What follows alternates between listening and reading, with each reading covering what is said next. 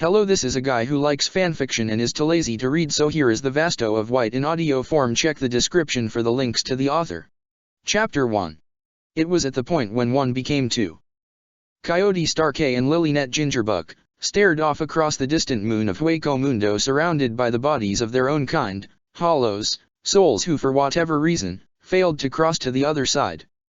What purpose did it serve to be strong when everything slips away from you through your own hands? There was no purpose at all, but to fuel the loneliness of forced isolation.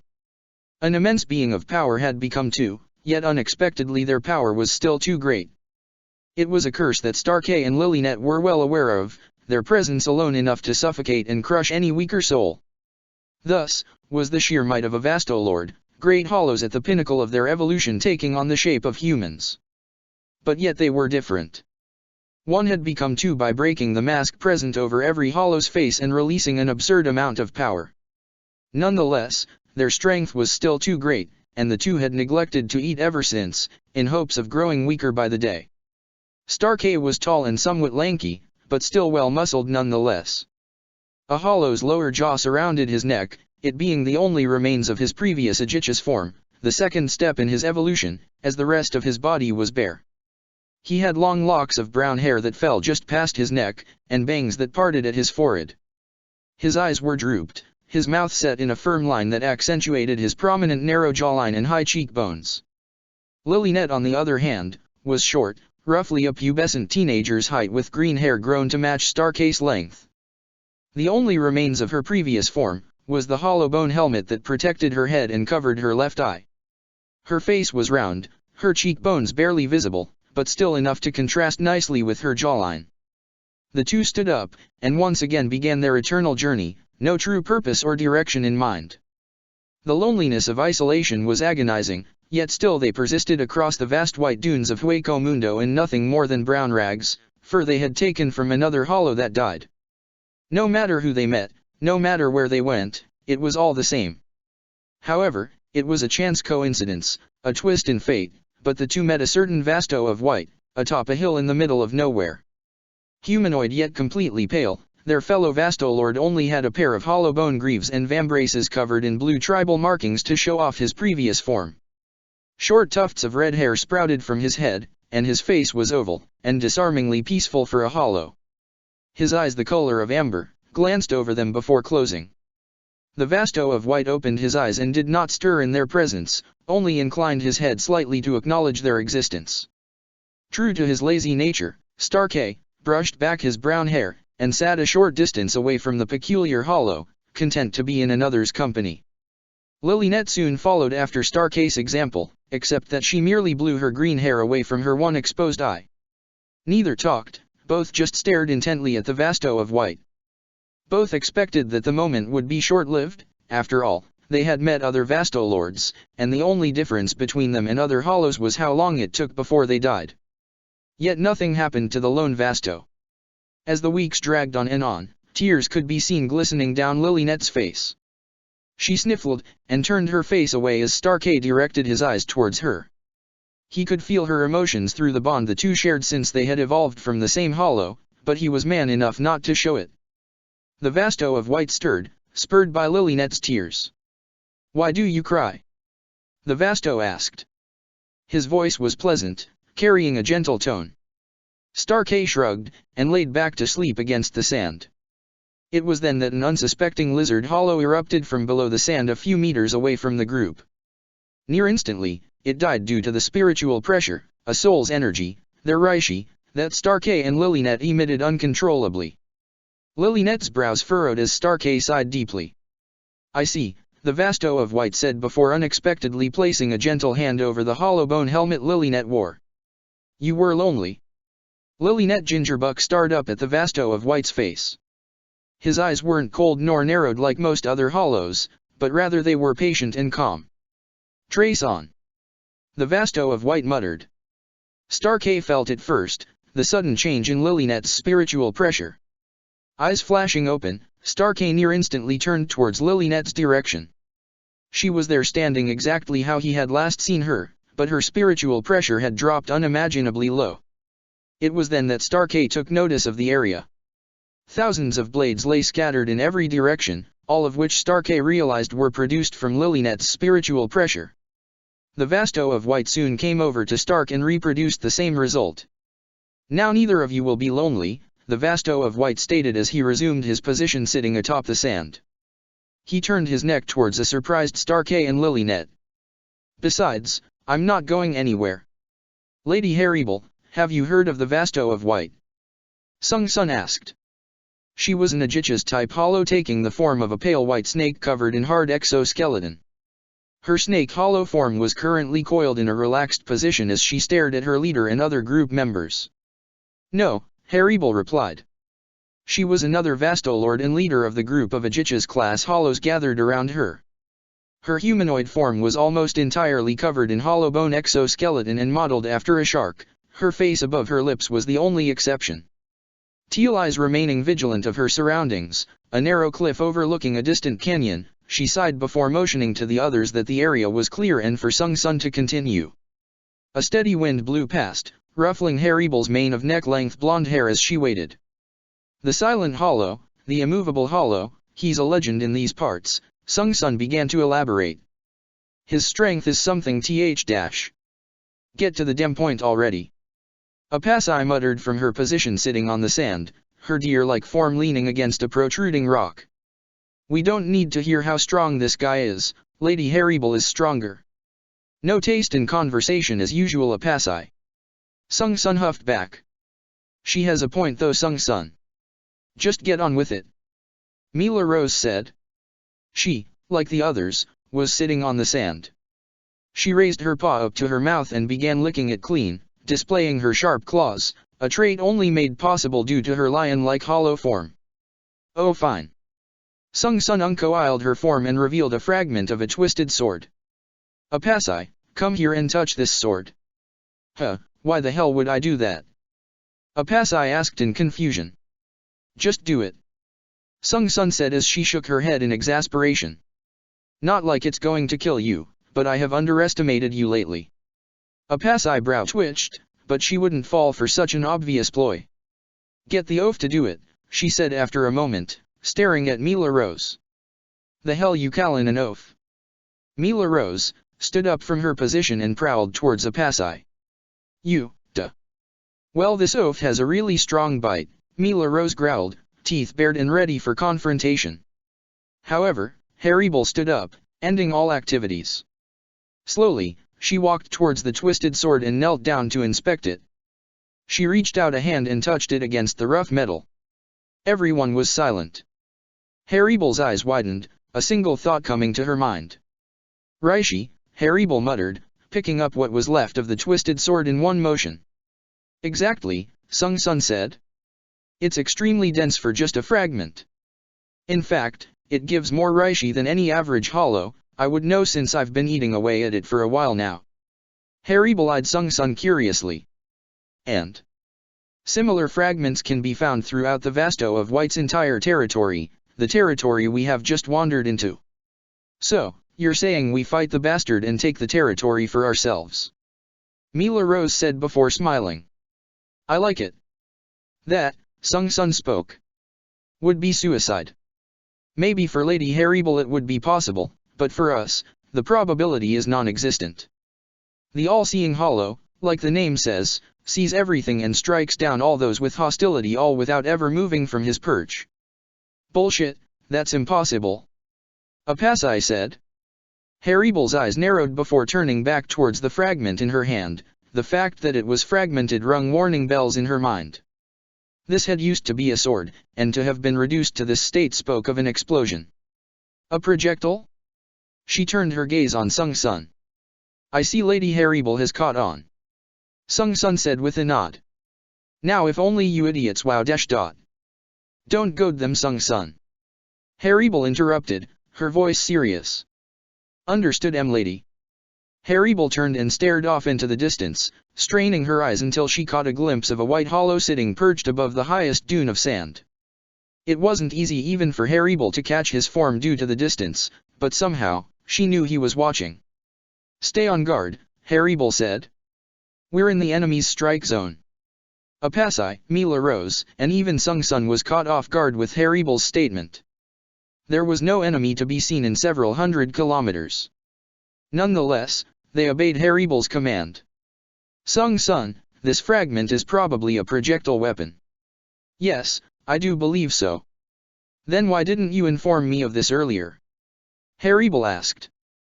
There was nothing to be seen in the distance, verified by you only an hour ago. Sung Sun replied hesitantly. Haribel had to admit, if she hadn't been actively searching for the Vasto of White across the distance, she wouldn't have found him. Sung Sun, what do you know of the Vasto of White? Haribel inquired. Nothing of his abilities, just that he never attacks unless provoked, Sung Sun said with a tilt of her head. His territory is also a haven for all the weaker hollows. Explain. Haribel asked as some of the tension faded from her muscles. He doesn't attack, nor has any hollow ever seen him feed. He keeps all hostilities away while the weaker hollows feed on the fragments of his power that are left behind.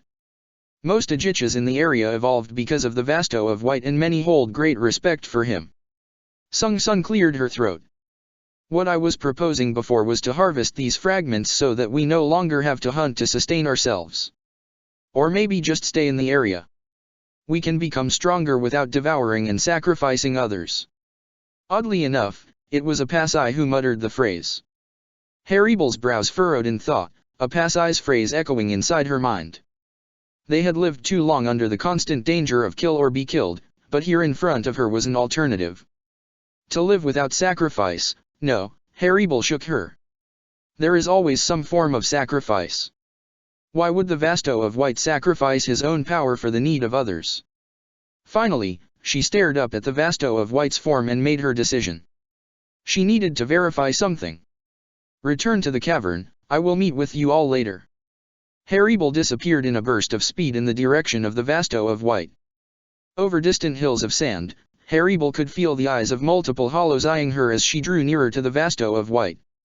They weren't predatory gazes, nor were they truly hostile, cautious yes, but not hostile. They were gazes of apprehension, fear, disinterest, and curiosity. It was the kind of look one would have when someone threatened their home. Haribel was a Vasto lord like the Vasto of White, it wouldn't be surprising if she was able to kill him. Be that as it may, the resident hollows, though wary, realized that the Vasto of White had not shot her down with an unending rain of fire. Therefore, she was a non-hostile. As Haribel proceeded further and further into the Vasto of White's territory, the number of sword grew larger and less twisted, they were no longer fragments. Her calm eyes analyzed that no other hostile Vasto lord had probably made it this far into the territory. She didn't understand why it was that the swords became so twisted farther out of the territory, but she knew it wasn't coincidence. It didn't take long for Haribel to reach the Vasto of White, his form relaxed and staring off into Hueco Mundo's dark sky. She pointed her shark fin sword at the Vasto, her eyes narrowed in suspicion. No. Haribel's eyes widened as Lilynette Gingerbuck appeared to shield the Vasto of White, her green hair offsetting the glare she held in her one visible eye. Her speed wasn't what surprised Haribel, it was the fact that a hollow would protect another hollow. In Hueco Mundo, it was always eat or be eaten. Take a step closer and Stark will pound you. Lilynette threatened. No answer came from Stark, the hollow who lay motionless on the ground a couple meters away. Lilynette's frustration grew. Stark, my god. Get your ass over here. Stark opened an eye and sighed into his hand, before sitting up and looking at the situation. Drool was running down his mouth, and his eyes were still half-lidded. Give me a break, Lilynette. Stark collapsed back onto the ground. Don't go back to sleep. That's enough, Lilynette. The Vasto of White turned to face Haribel and placed a hand on Lilynette's shoulder to settle her down. What is it that you want? He asked. No. Haribel shook her head calmly. It would seem that my suspicions were unfounded. A hollow that has enough trust from other hollows that they are willing to protect him? Perhaps there was truth in Sung Sun's words. Haribel withdrew her shark fin blade. You are an odd one, Vasto of White. Odd. The Vasto of White inclined his head. There is no bloodlust in your gaze, no desire to become stronger, or even to fill the void that makes us hollow. I did not wish to get stronger by sacrificing others. The Vasto of White peered off across the distance at a group of approaching Ajichas. No hero of justice would do that. Wordlessly, Haribel turned her sights at the same direction the Vasto of White was staring at. Their bloodlust radiates all the way here, she said. Rather than speaking, the Vasto of White stood up and outstretched an arm. Lilynette ran back to take cover beside Starkey, confusing Haribel. Trace on. A bone-white bow, larger than the Vasto himself, appeared in the Vasto of White's hand, the white exoskeleton shattered to reveal sturdy obsidian. Walking casually to a protruding sword, the Vasto of White muttered under his breath, and the sword twisted to an absurd level. Knocking the twisted sword onto his bow, the Vasto of White fired with unerring accuracy. Faster than any Ciro Haribel had ever seen, the twisted sword made contact with the group of Ajichas. The world was dyed in a crimson glow, waves of sand traveling in every direction.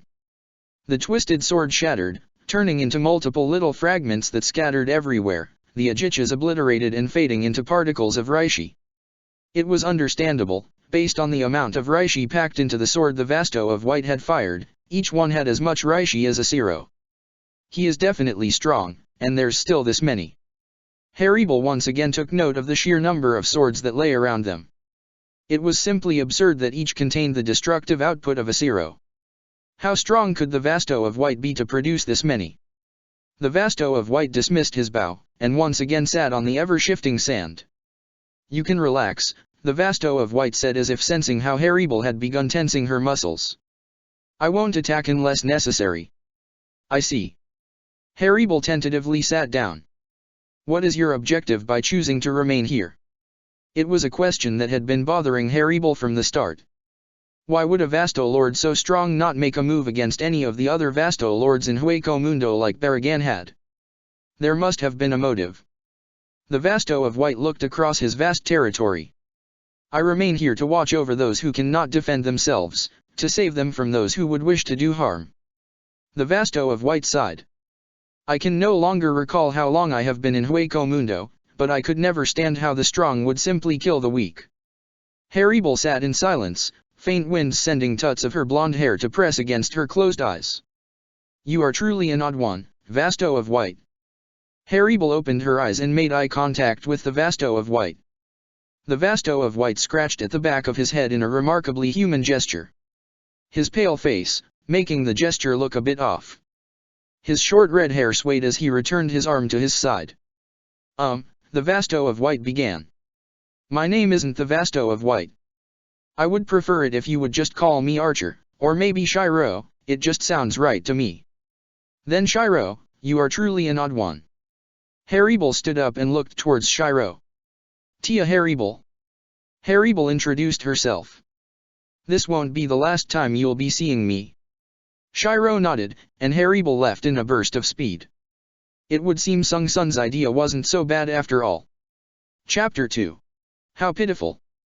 A king with everything to rule, yet nothing to conquer.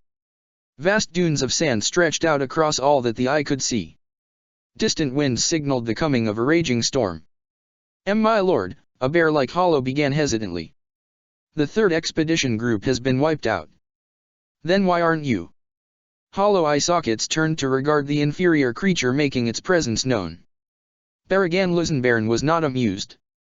As a Vasto Lord of the highest caliber, none should be his equal, and all should know of his wrath. The failure of his subordinates is a blight against he himself. I didn't fight. I was fortunate enough to not have followed too close to the others. So you failed and ran away. The tone of Baragan's voice was eerily calm. Baragan stood up from his throne of bone and stared off across at his boundless army, purple cloak billowing in the wind. Small tufts of the pitch-black tattered fur attached to the collar of his cloak, his neck area, and the fringes of his cloak swayed with every movement. He was the king of Hueco Mundo, the ruler of Las Noches, none would defy his rule. The bear-like hollow paled as Baragan turned his empty skeletal gaze towards him. Let this be a lesson to all of you. Baragan said as he placed a gentle hand on the trembling bear hollow. To bring failure upon my name, is a sin worthy of death. Not even a single word could escape the mouth of the bear-like hollow as he rapidly aged and died, rotting the very flesh from bone. Thus was the absolute power of Baragan, the one able to govern time itself.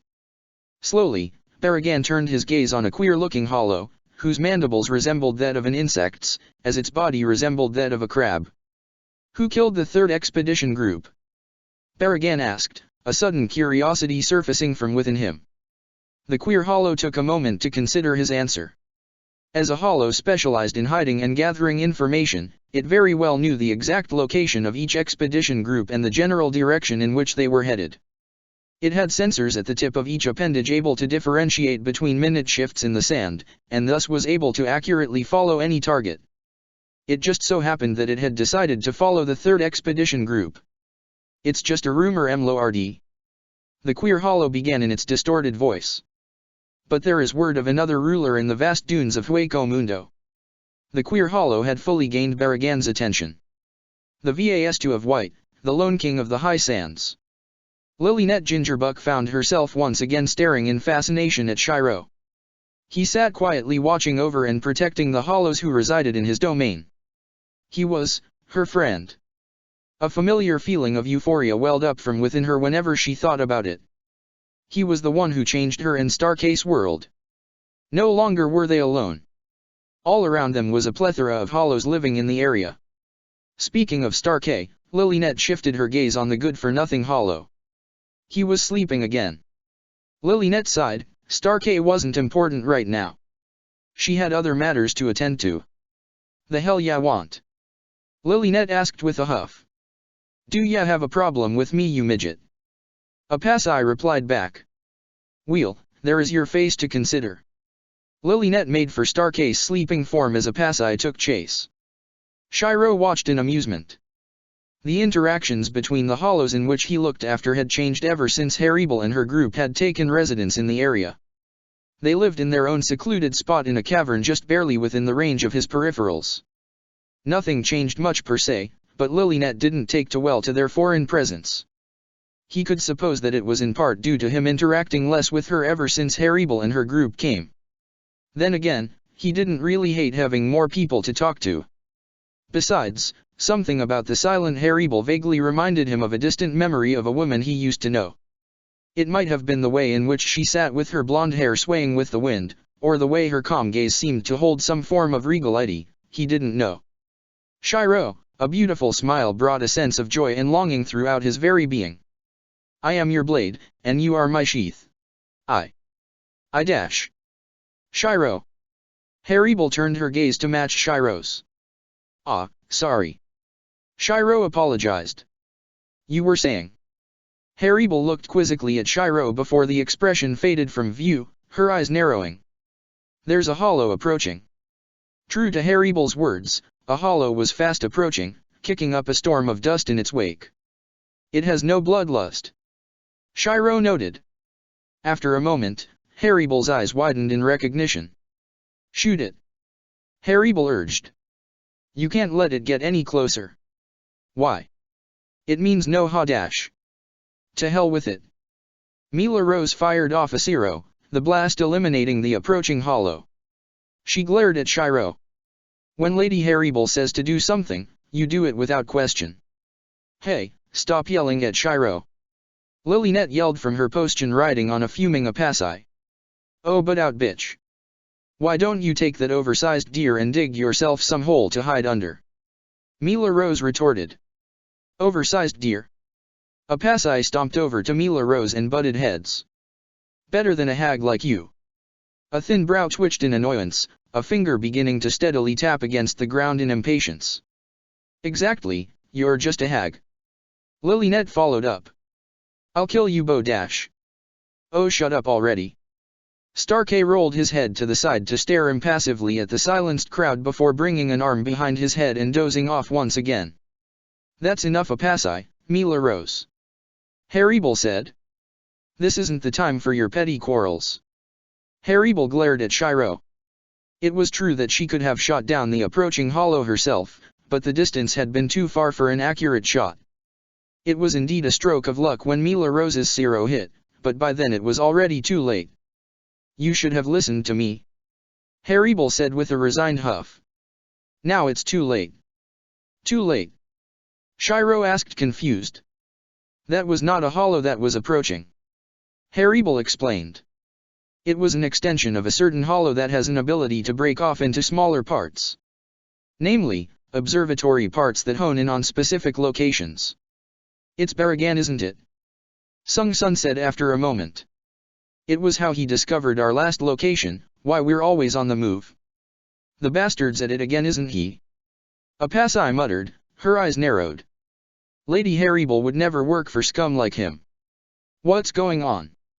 Lilynet asked as she repeatedly poked Apasai. Apasai ignored her. Who's Baragan? Shiro asked. The God King of Hueco Mundo. Haribal said. His power is dangerous. Haribal furrowed her brows in thought. She wasn't exactly sure as to the nature of Baragan's power, but everything simply decayed in his presence. There was a reason he was called the God King. He has never known defeat. However, something was off with the way Baragan had sent only a single scout to find her location. It was almost as if Basic reconnaissance. Haribal said. Basic reconnaissance. Sung Sun echoed Haribal. We're not Baragan's targets, which means, Haribal slowly turned her gaze on Shiro. You have gained the interest of a strong adversary. You were a fool not to have shot down the hollow earlier. Anger seemed to lace Haribal's tone. This location has been compromised. Baragan's army will be upon us in a matter of days. It doesn't matter. Shiro said resolutely. So long as there are those that I must protect, I will not fall, nor will I break, for steel is my body. Haribal fixed Shiro with a long stare, watching for any flickers in his resolve. There was none to be seen. Once again she was faced with the oddity that was the Vasto of White. No Jillians resided in his territory, all the regular hollows having evolved without feeding on each other. The Vasto of White ruled over a true haven where hollows could grow strong without violence or strife. Yet what does this say about the nature of Shiro, the Vasto who very well created a revolution within the confines of Hueco Mundo? He was, if push came to shove, a Vasto with the same mindset as her. No, she didn't know Shiro well enough to verify. However, if there was one thing she knew, it would be a pity for him to die, and let's just say, she didn't exactly hate him either, idiot he was. Haribal sighed, before facing Apasai, Mila Rose, and Sung Sun. I want you all to run when things get too dangerous. She said. There's no guarantee that I will be able to help you should the time come. But Lady Haribal, Sung Sun stammered. What about you? I can fend for myself. But Apasai trailed off. She didn't particularly want to argue against Haribal, but damn it all, why was she so weak? Lilynet began, hand against her chin with her index finger pointed out. What are we worrying about? Shiro's here, and if that's not enough, Stark's here. Mila Rose rolled her eyes at Lilynet. Shiro I could understand, but that lazy ass over there. Mila Rose launched a stray rock at Stark, who did little more than lie there. You fool. What could he possibly do against Baragan's power? Lilynet stared back unflinchingly. If it's Stark, he could do it, he's strong. Say what you want, yeah brat, we'll see how useful he is on the battlefield. Apasai said. That is if he's not sleeping at the time. Lilynet couldn't refute the statement, it was highly possible. Therefore, she would have to take matters into her own hands. She could be just as strong as Stark if she tried, maybe. If all else fails, she would wake him up one way or another. Then let's begin preparation. Haribal said. Shiro stood from his position and was suddenly taken aback by the sheer number of ajichas and regular hollows that appeared before him. They spanned several miles across, from large hollows that shook the ground with every step, to short hollows no larger than a man's fist. They stood on guard. It was the first time Shiro had truly realized the vastness of the hollows he had been protecting for. He couldn't remember. It was difficult to differentiate time in Hueco Mundo after all. Glory to our king. Glory to the Vasto of White, the lone king of the high sands. As the voices increased in magnitude, more and more hollows began appearing from beneath the sand and even from the very sky. Words could not describe their feelings of loyalty. They had all once been weak, stuck under the thumb of the strong, and yet they were given power, and a place to live without losing their sanity to cannibalism. The Vasto of White had been with them through thick and thin, protecting them from all danger. If their lives and effort would be of use to their king, they would gladly throw it away. Shiro wasn't the only one who was taken aback by the scene. Haribel, Sung Sun, Apasai, Mila Rose, Lilynet, and even Starkey were all taken aback. Granted, Starkey had only opened a single eye, but the fact that he was awake was enough of a surprise. A lone hollow from the crowd of hollows stepped out, his raven-like features granting a form of prominence to his appearance. Dark wings spread from his back, his entire form covered in hollow exoskeleton. "My king, let us aid you in this battle. To return the favor for all that you've done for us." Shiro was conflicted. He didn't want to endanger their lives, yet to refuse was to stomp down on their resolve. He didn't particularly like being called a king either, but that was less important. Shiro couldn't refuse, therefore, there was only one thing he could do: he would protect them. "Then I will accept your assistance, but on one condition. None of you are to die. Flee if things become difficult. I'll cover your back should you be unable to." "Understood." Baragan sat atop his throne of bone, a chalice gripped loosely in his hand. The Vasto of White. Baragan swished the contents of the chalice and placed it down on the gold platter to his right. "How amusing." Baragan surveyed his empty kingdom of Las Noches, his armies having left to snuff out the upstart Vasto. All that remained in his kingdom were his attendants and he himself. Normally he would have sent out an invitation to the Vasto of White to join his army, but such a thing cannot granted to one who would lay claim to the title of king. "Lord Baragan." The queer hollow spoke out. "There has been a great shift in the sands." "And that would mean?" Baragan asked. "It would appear that your lordship is not the only king with an army." They were outnumbered 6-1. It was true that the army supporting Shiro was vast, but Baragan's was simply far larger. It was composed of 6 units of 6,000 hollows, all of which seemed to have specific skill sets. First there were the Jillians, lumbering at the back of the army, then came the Ajichas who controlled them from the rear. The 2nd to the 6th units were all composed of various hollows, some Ajichas, and some the more common types. However, at the forefront of each of the 4th to the 6th unit was a Vasto Lord. Of particular danger was the Vasto Lord who commanded the airborne unit. He wasn't dangerous per se, but the fact that he could fly made him tricky to shoot. On the ground, one was only limited to dodging in 3 directions, up, left, or right. The sky was different. One could dodge up, down, left, right, or at a diagonal cross. In war, the first preemptive strike was highly important, and Shiro could begin his assault from a distance. Luminescent arrow after luminescent arrow rocketed forth from the sky, decimating the enemy lines with massive explosions. However, to counter the casualties, the Vasto Lords separated their units to spread themselves apart. Almost immediately, the Ajichas commanding the Jillians let loose the order to attack. Thousands of red orbs lit the world in red, the Ceros forming with impeccable speed. Shiro's eyes narrowed and his priorities changed. However, before Shiro could do anything more, Ceros of varying colors lit up from his army in response to the enemy's Ceros. The only difference, a Jillian's Cero was far less potent than an Ajich's. Blue, red, pink, violet, green, a multitude of Ceros met at the halfway point, detonating on impact. Of the Ceros that collided, numerous Ceros were able to overpower the Jillian-level Ceros and obliterated the Jillians in the rear. "Here they come. Apasai, Mila Rose, Sung Sun, prepare yourself," Haribel said. Yes. The 3rd unit was the first to make contact with Shiro's army. It specialized more in speed than power, which is why so many simply bypassed the defenses of the larger hollows, aiming for the weaker joints. However, the Vasto of White's army was not to be underestimated. Having fed off the dense Reishi granted to them by their king, even the weakest of hollows earned a major boost in capabilities. The Vasto of White's army held strong, and at the helm stood Haribel, Apasai, Mila Rose, and Sun Sun, their efforts quick to reduce the strength of the 3rd unit.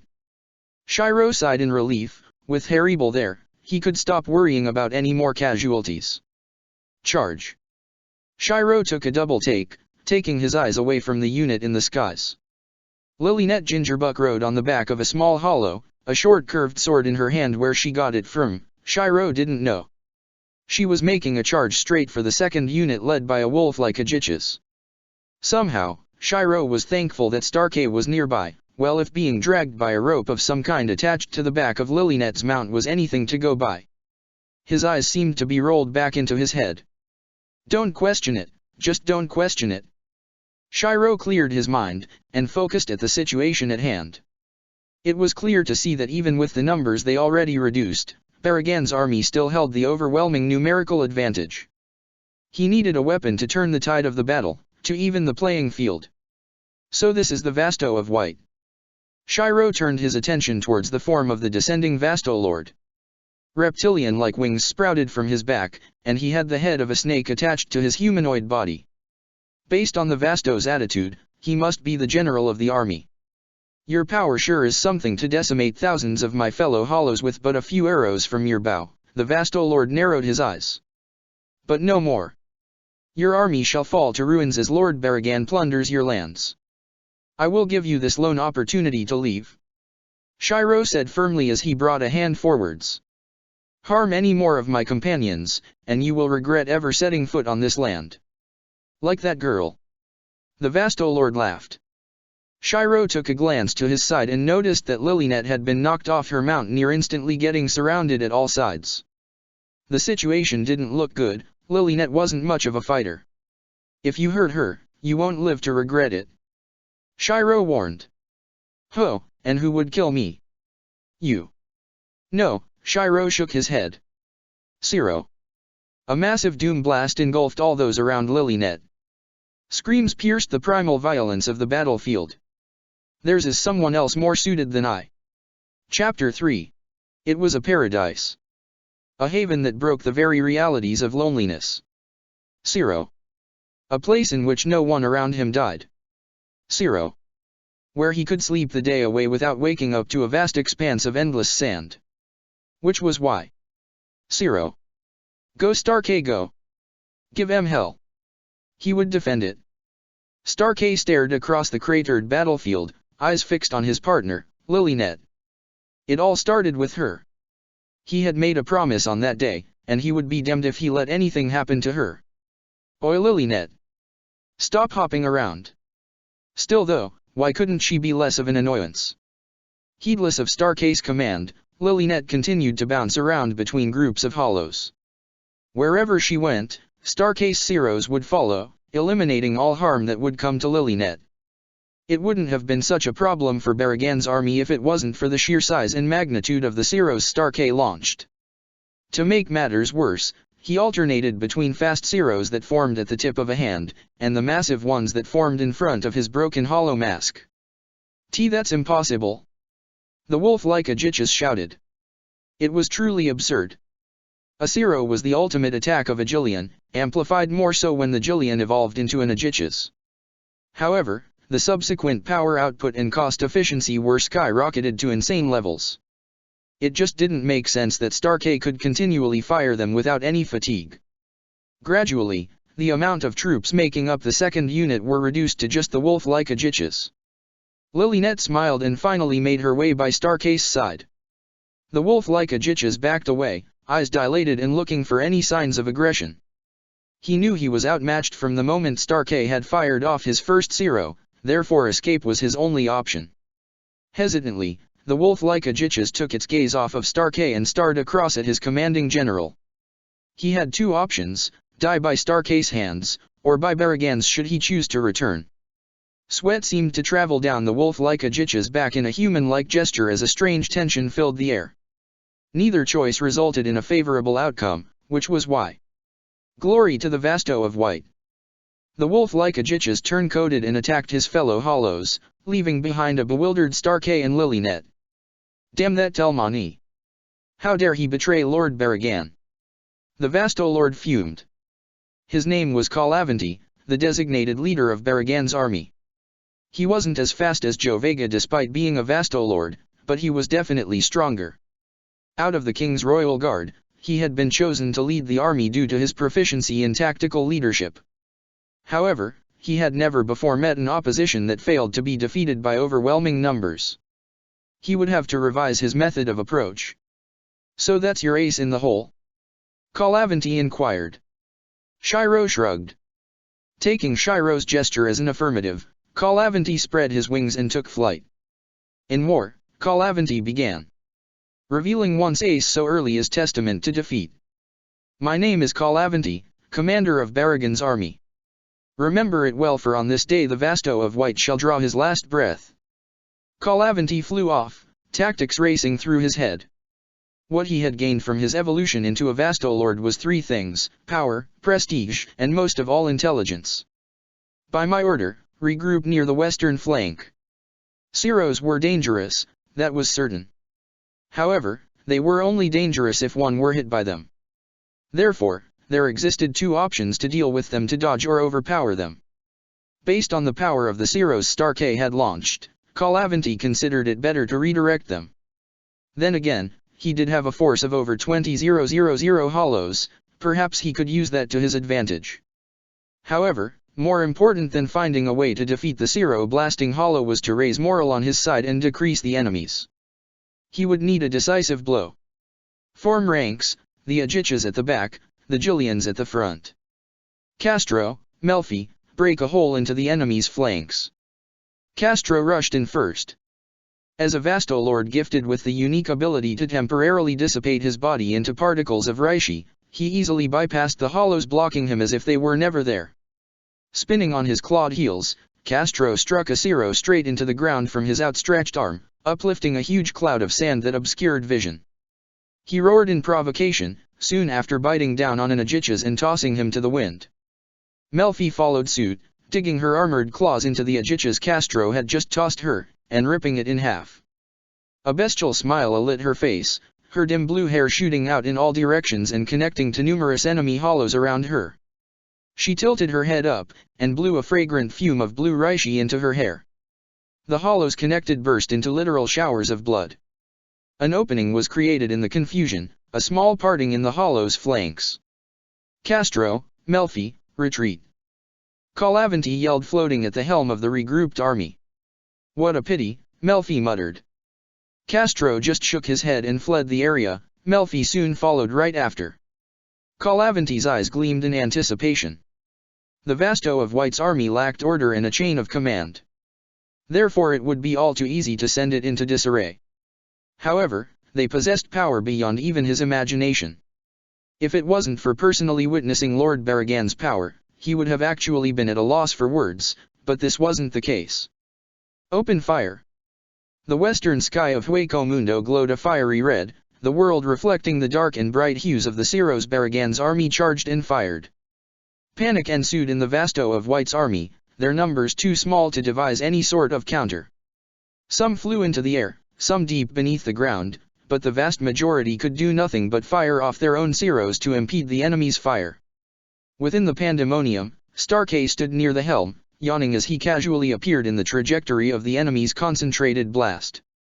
Kalavanti hesitated, but quickly regained vigor when he rationalized that there was no way a single unmasked hollow could rival the doom blast of over 20,000 hollows. What happened next was truly beyond belief. Starkey leveled an arm at the incoming Ceros and fired off his own.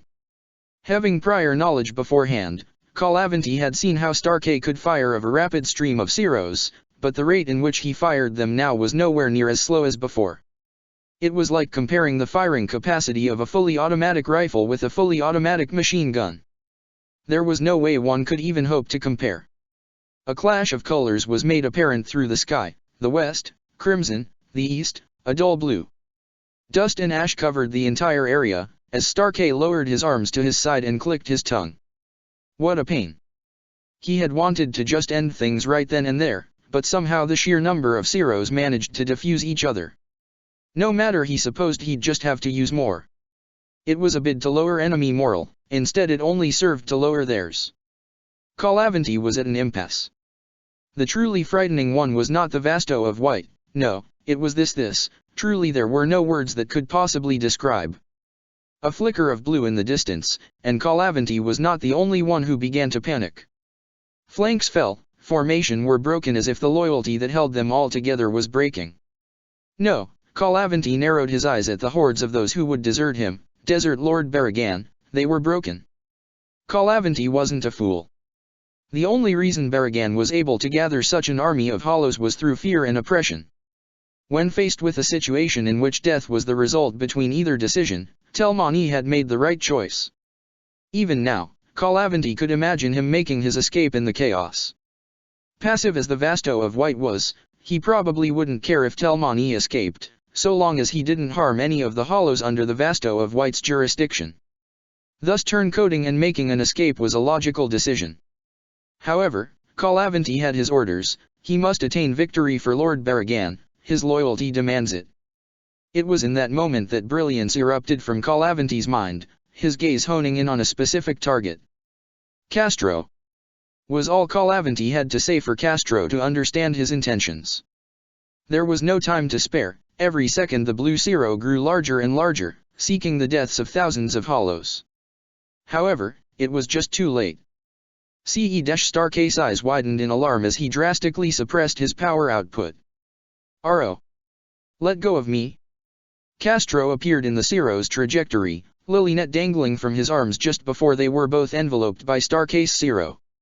A hushed silence spread across the battlefield as a plume of smoke lifted to the sky. A light wind soon blew the smoke clear. There, standing within the smoke, gripping Lilynet by the neck, was Castro, who remained unharmed. A nasty red discoloration could be seen on Lilynet's pale skin, her breathing coming out ragged, and even that was slowly fading due to the tightening of Castro's grip. Stark stood motionless. He had left Lilynet at the very rear. There was no way anyone should have been able to harm her. He gripped his fists. Calavanti laughed in the distance. If Stark was the Vasto of White's trump, then Calavanti could confidently say, Castro was his. No matter how many hollows stood before Castro, he could simply just speed past them as if they were never there. Reishi manipulation had its wonders, even more so since every soul is made out of Reishi. Upasi charged at Castro. Sure, she and Lilynet didn't particularly get along, but neither did she get along with Sun and Mila Rose. Could it be sentimentality? No, of course not. She was simply attacking to end the battle sooner. Upasi's eyes dilated as a spiked tendril appeared by her side. She couldn't move, she wasn't fast enough. Clang. Now that wasn't very nice, Melfi said as she retracted her hair. Tyr Haribel stared coldly at her fellow Vastolord before raising her shark fin blade. Upasi, retreat to where the others are. Haribel's eyes tracked for any movement on Melfi's part. Why yes, lady. Upasi retreated on her lady's orders, but not before sending one wayward look at Lilynet, who had been tossed aside. She huffed in annoyance. So you're the one Lord Barragan asked to join the army. Melfi stalked around Haribel, a smile on her face. I got to admit, you don't look like Mew Dash. What's going on? Haribel strained under the unrelenting spiritual pressure. It was as if a gem had just been released. The air itself seemed to distort as every lesser hollow keeled over and died. Haribel crossed eyes with Melfi, who was having trouble just breathing. Fear was alit in Melfi's eyes. The spiritual pressure was strong enough to even affect Vastolords. Stark still stood motionless, his long brown locks covering his eyes as a tower of blue Reishi erupted from Stark. In the next moment, Stark flashed in front of Castro, grabbed him by the face, and they both disappeared from the battlefield, leaving shockwaves in their wake. The oppressing spiritual pressure soon followed. Haribel regained her bearings, resuming her stance against Melfi. Melfi was no longer smiling, her form still shaking from the exposure of such high pressure. She had no chance should Stark return. Therefore, she had to finish things quickly. With no time to waste, Melfi engaged Haribel, who dodged every strike. Each blow had them both moving farther and farther away from the battlefield. Each missed blow only agitating Melfi more. You bitch. Haribel dodged another strike from Melfi. Stop, dodge, dash. It would seem that this is far enough. Haribel spoke. Sorry, but I'm ending things here. Shiro was not amused as he stared across the battlefield. He told himself that he would protect those under him, yet many continued to die. Stark had been a huge help in stopping the enemy's attack, but now it was his turn to act. Anger welled up from within him as he stopped by Lilynet's bruised form. He knew that Stark had felt him approaching and that he left her in his care, thus he could no longer move away from her. However, that didn't mean that he wouldn't attack. For as long as Shiro could remember from his time as a Hollow, he had only ever possessed a select few abilities. The best of which was to give form to what was in his mind, and yet he didn't understand why it was that all that he could ever imagine was a world full of infinite blades. In a sense it was beautiful, a place where his very being resonated with. However, the weapons in which it stored were weapons of vast power and legend, where the weapons of heroes stood erect as if in tribute to their wielders. All it took for Shiro to understand the myths, mysteries, and powers of each weapon was a single glance. From there he had come to an understanding. Trace on. Shiro knelt by Lilynet's side and gently placed a small blade over her body. It was a simple blade imbued with an essence of healing. From each blade within the world of infinite blades resided a power Shiro could freely imagine, to alter. By imagining the properties of one blade, and combining them with another, he could create a unique weapon. Therefore, the blade of healing he had created was unique in its own sense. It was short for a blade, closer in length to a short sword really, but in the end it would serve its purpose. It didn't take long for visible effects to be made apparent on Lilynet's complexion. Her breathing returned to normal and her red discolorations faded away. Soon it would be as if nothing ever happened. You did well, Lilynet. Shiro stood up before Lilynet, his back to her.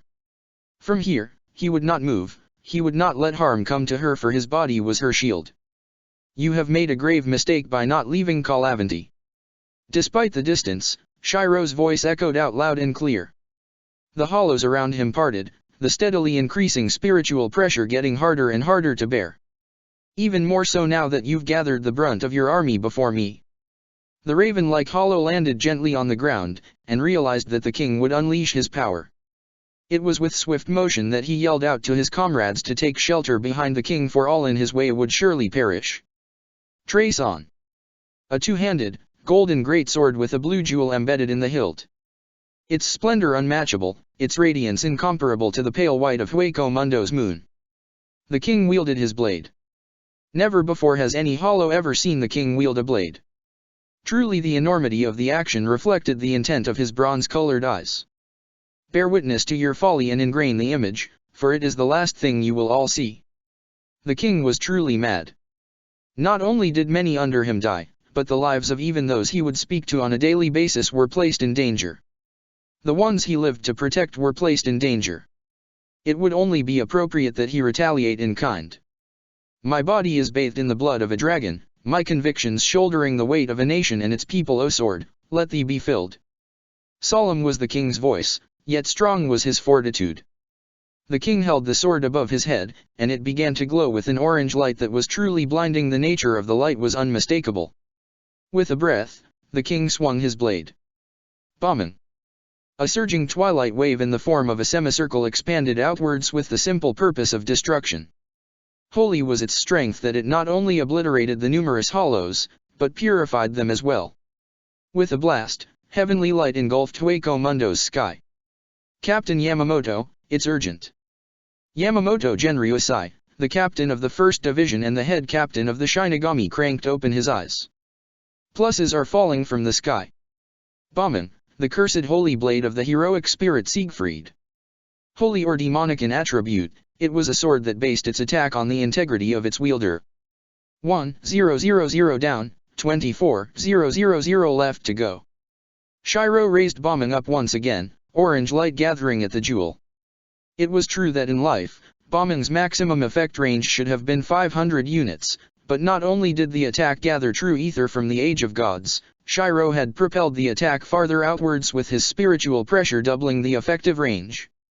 Shiro swung again, killing thousand after thousand. of Vasto Lord's stamina was truly insane.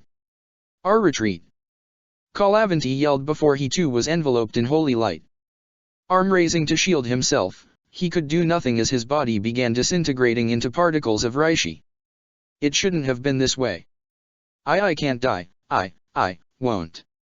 Despite his best efforts, Kalavanti fell prey to the destructive force of bombing. He was a general, a tactician, but in the end, he was never a warrior. As such, he should never had lead from the front, but then again, one's pride may just be their undoing. At the death of their leader, whatever united front the army of Hollows had disappeared, every Hollow darting in any direction to escape the Vasto of White's onslaught. The Vasto of White's power was overwhelming. Swing after swing, he reduced the fleeing army to nothing, all without ever moving from his spot. It was true that Starkey could have achieved the same result, but he was currently occupied. Speaking of Starkey, the Vasto of White stopped his assault to peer across at the plumes of smoke rising from the distance. Starkey would be okay. Slowly, the Vasto of White released his blade from his hands where it faded away before touching the ground. He would not attack the fleeing army any longer, for all that remained were those who would never return to hurt those the king called friend. Glory to the king! Glory to the king! The Hollows loyal to the Vasto of White let loose their praise, for victory belonged to their king. It doesn't matter what you do. Castro was engulfed by a Zero. Your attacks will not harm me. Left unsaid was the uncertainty in his voice. In the first place, Starkey shouldn't have been able to touch, let alone drag him to this remote area while he had been under the influence of his power. Starkey did not utter a word as he continued to fire. Time after time Castro continued to phase through Starkey's blasts by manipulating his body into particles of Reishi. 2 minutes, Starkey stated. 2 minutes is as long as you can maintain your power. Castro's behavior changed immediately upon hearing Starkey's observation. No longer did he freely allow himself to be hit by Starkey's Zeros. It would have been foolish to continue to do so. Starkey was clearly testing his capabilities. Therefore, he could not allow for Starkey to adjust to his time frame, for if he did, it would be the end. Every Zero Starkey had fired so far had been fully powered, blasting craters and reducing mountains of sand and sediment into ash. It would only take one blow, should he be caught in material form, to get thoroughly obliterated. He had to find a way to end things as quickly as possible. Starkey was not only strong, but he was observant, a genius on the battlefield. Your Ryotsu spikes whenever you turn left. Castro's eyes widened in surprise before quickly maneuvering away. And plummets when you turn right.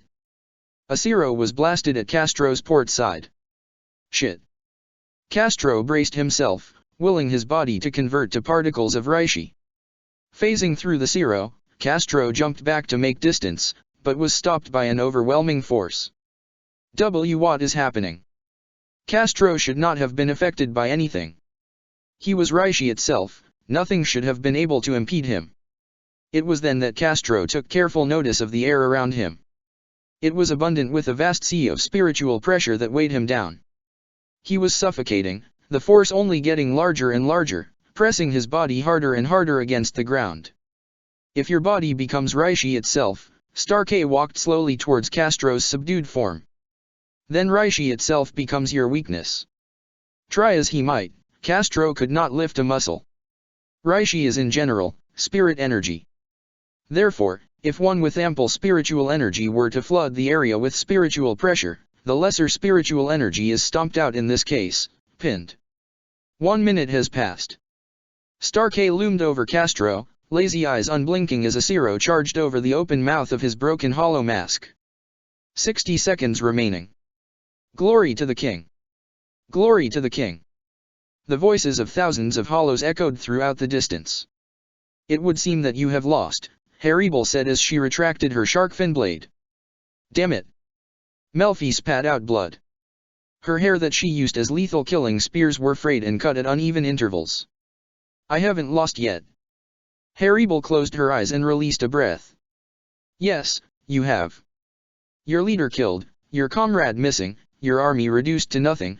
Haribel opened her eyes and stared passively at Melfi. Give up, there is no use in your sacrifice. Melfi hesitated, letting her eyes wander to the wretched form of the Vasto of White. Like the name implied, his entire body was pale white, and blue tribal marked patterns ran across the hollow bones that covered his arms and legs. His eyes were a sharp amber that even now Melfi felt could see whatever action she could ever commit. Above all, it was the Vasto of White's neutral face, and hollow hole at the center of his chest that unnerved her the most. Most hollows had their hollow holes located at their stomach to symbolize their unending hunger. The few that didn't she always found as odd. Then again, they were always the stronger ones. This won't be the last you will see of me. Melfi began retreating. Lord Baragan will be sure to crush you. Melfi soon faded out of sight as Haribel made her way back to the others. Telmani, the wolf like Ajichas who had turncoated against his own comrades to save himself, bolted across the sands. However unlikely it was, his plan had worked. While in the confusion he had created by siding with the Vasto of White, he had steadily escaped. The Vasto of White's army did not attack him, for he acted as if he were one of their own, and the hollows in Baragan's army didn't attack him until it was too late. He could almost grin if it wasn't for the situation in which he found himself in now. Wait, don't. Telmani once again evaded to the left, narrowly saving his life from a razor-sharp maw. He couldn't keep this up much longer. And why should I? A white panther asked with a snarl. The weak shouldn't complain. The white panther lurched forward, and with one more leap, sunk his jaws into Telmani's flesh. Telmani cried out, but was quickly silenced as the panther ripped out his throat. Grimjo, Shalong, the long slender insect like Ajichas said. Take a look at what our prey just dropped. The panther like hollow, Grimjo raised an eye and stopped his feeding. There scattered before him, were roughly 8 twisted blades. Doesn't look like it's worth my time, Grimjo stated before he resumed feasting on the flesh of his kill. Shalong, however, was intrigued. Walking past his other traveling companions, Shalong bent over and picked up one of the blades. Power rippled through his form, and once again Shalong felt the long-forgotten sensation of his strength growing. Greedily, he opened his mouth and ingested the blade. A shock wave of Shalong's Reishi shot out in all directions, he gaining a substantial boost in his reserves. Maybe with this, that ambition may truly come to pass. The hell was that Shalong? Grimjo kicked away his unfinished meal. Wordlessly, Shalong tossed one sword to Grimjo, before repeating the action for Deroy, Eford, Idrid, and Nakim. Upon touching the sword, each of their eyes widened in surprise before promptly devouring the blade. Suffice to say, all their powers grew, none more so than a grinning Grimjo.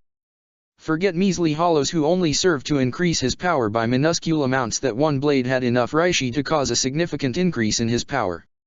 He couldn't imagine what would happen if he continued to eat more. Shalong, Grimjo began. How many more of these do we have? 2, my king, Shalong said before his eyes drifted towards the direction the wolf-like Ajichas had run from. Although I believe we may find more should we go along that way. Grimjo grinned. Then what are we waiting for? Chapter 4. A meeting between kings. The shrewd hollow began, his form resemblant of a hyena. You would do well to accept. I am no king. Shiro shook his head. I am simply another hollow. No matter, the hollow bowed its head before retreating back. Lord Baragan will meet with you in the Valley of High Bones. May we never meet again. The hollow left the area. It had been a mess of sorts ever since Baragan's army had been repelled. For starters, everyone referred to Shiro as king. He was never a king, the title not sitting well with him. Somehow, the title brought to him deep feelings of longing, but at the same time a faint sort of contempt. However, what truly changed was the way others interacted with him. Where before he could spend his days peering off across Hueco Mundo's skies, now it was spent warding off invading hollows and trying to get away from all the praise. Not that it did him any good. He could no longer find the time to think about the figments, the blurry images that bubble from his mind whenever he closed his eyes. Then again, he could take a lesson from Stark and just not see a dash. Stark, get off of your ass. Lilynet drop-kicked Stark into a ravine of sand. You're making us look bad. Yeah, Shiro wouldn't be taking after Stark anytime soon. Shiro shook his head, he'd come up with something eventually, but for now, there were more pressing matters. You're going, aren't you? Haribel asked. Shiro nodded his head. Then I'm going with you. The Valley of High Bones is a difficult place to navigate, and less experienced hollows are lost within for days or months before getting out. Besides, it would be better to confront Baragan now that his army is gone. I see, the raven-like hollow landed near Haribal. Victory in numbers. But not to worry, the king wouldn't lose even if you went there to back him up. If Shiro fails, the chances of defeating Baragan are slim. Haribal's eyes hardened. Perhaps Starkey could do something, but he's too lazy to do anything. The raven-like hollow furrowed his eyes. You have a point. Haribal nodded. Then we leave in 2 hours, when the sand clouds surrounding the valley are at their weakest. Grimjo was on the prowl. It had been days of tracking the path Shalong had specified and still there was nothing. Nothing Shalong said could quell his increasing irritation. However, it was movement in the distant sand that drew the brunt of his attention. It was a hollow running back to what looked like an underground cave. Interesting. The distraction would do well to ease Grimjo's mind. Understanding their leader's intent, Shalong, Deroy, Eford, Adrid, and Nakim wordlessly followed behind. It was to the sight of hundreds of hollows that awaited Grimjo upon entering the cave. All of them, from what Grimjo could see, possessed a number of Reishi-filled swords. Shalong was right to direct them in this direction. The cave must have been the source of the blades. Even more than just finding the blades, Grimjo was truly elated over the sheer challenge. Power gained without any challenge was a coward's way out. He was a king, he was no coward. Therefore, to take what belongs to him, he would fight for it as he should. Shalong, Deroy, Eford, Adrid, Nakim, Grimjo raised his power to the max, the hollows within the cave taking notice of his presence. Tonight we dine in hell in a sea of our enemy's blood. Elsewhere. Based on the residual energy of the various souls that fell from the sky roughly a week ago, Mayuri Kuratsuka's smile could not spread any wider. There is a high possibility that an artifact of the Soul King exists. Oh, the wonders this could lead to my research. Kisuke Urahara nodded his head for Mayuri to go on. He had not been wrong to release the man, but for now, he was to be placed under heavy supervision. Still though, new developments had garnered Mayuri's interest, and the man had spent little time misbehaving. Kisuke flipped his fan open to hide the smile on his face. All according to plan. Yamamoto Genryu's eyes furrowed in thought. And that would mean, no for those of us not in the know. Shinji Hirako drawled. Yamamoto nodded his head to Mayuri as he stared across at the faces of the gathered captains of the court guard squads. Ah, the curse of dim-witted minds. Mayuri walked across the gathered room and drew a small vial within a box he and Kisuke had brought into the room. Aizen Saushik, Shinji Hirako's lieutenant, stared curiously at the vial. Within this vial remains the residual energy extracted from the numerous plus souls. Mayuri swished the vial back and forth, letting the contents bubble within. It was so difficult to liquefy the substance and contain it within this vial, but alas, my genius never fails to amaze me. Get on with it already. Zaraki Kenpeki, the more recent captain of Squad 11, muttered. Half of the captains present were in agreement. So be it, you crass fools, Mayuri said as he injected a small syringe into the vial and extracted a minuscule amount of the liquid. Soon after, he nonchalantly sprayed the liquid out into the air. Every captain's eyes widened at the level of purity, of holy power within the substance.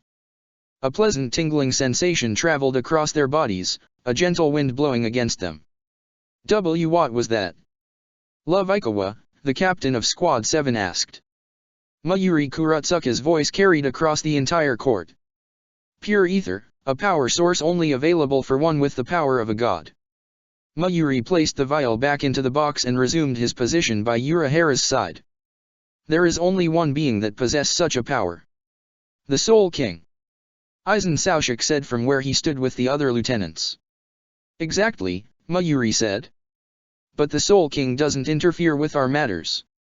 Therefore, the most likely conclusion is an artifact left behind when the Soul King himself interacted with our domain. And where would such an item be? Yamamoto asked, his gaze falling solely on Urahara, who nudged an elbow at Mayuri. Mayuri's smile never wavered despite the words he spoke through his mouth. Hueco Mundo, the land of hollows. So you appear before me at last, Vasto of White. Baragan stood up from his throne of bones and waved away his attendants. However, I didn't expect to see Haribal here. Have you come to finally submit to my rule? Haribal eyed Baragan cautiously. No matter, today's business is with the Vasto of White. And what business is that? Shiro asked. Baragan leveled his gaze at Shiro, his expression unreadable without the presence of facial muscles. You destroyed my army and you ask me what business I have to speak of. They attacked first, Shiro said as he crossed his arms. Haha, true enough. Baragan swiped an arm to the side and released a miasma of black mist into the surroundings. The bones found within the Valley of High Bones that stood erect for centuries began to rot and fade into dust. Haribal stood on edge, a testament to the danger of Baragan's strength. I have a single proposition. In respect for defeating my army, I allow you the opportunity to submit yourself to my rule. However, you must concede your title as king. Baragan covered himself in black mist. Otherwise, time itself will become your enemy. Time itself.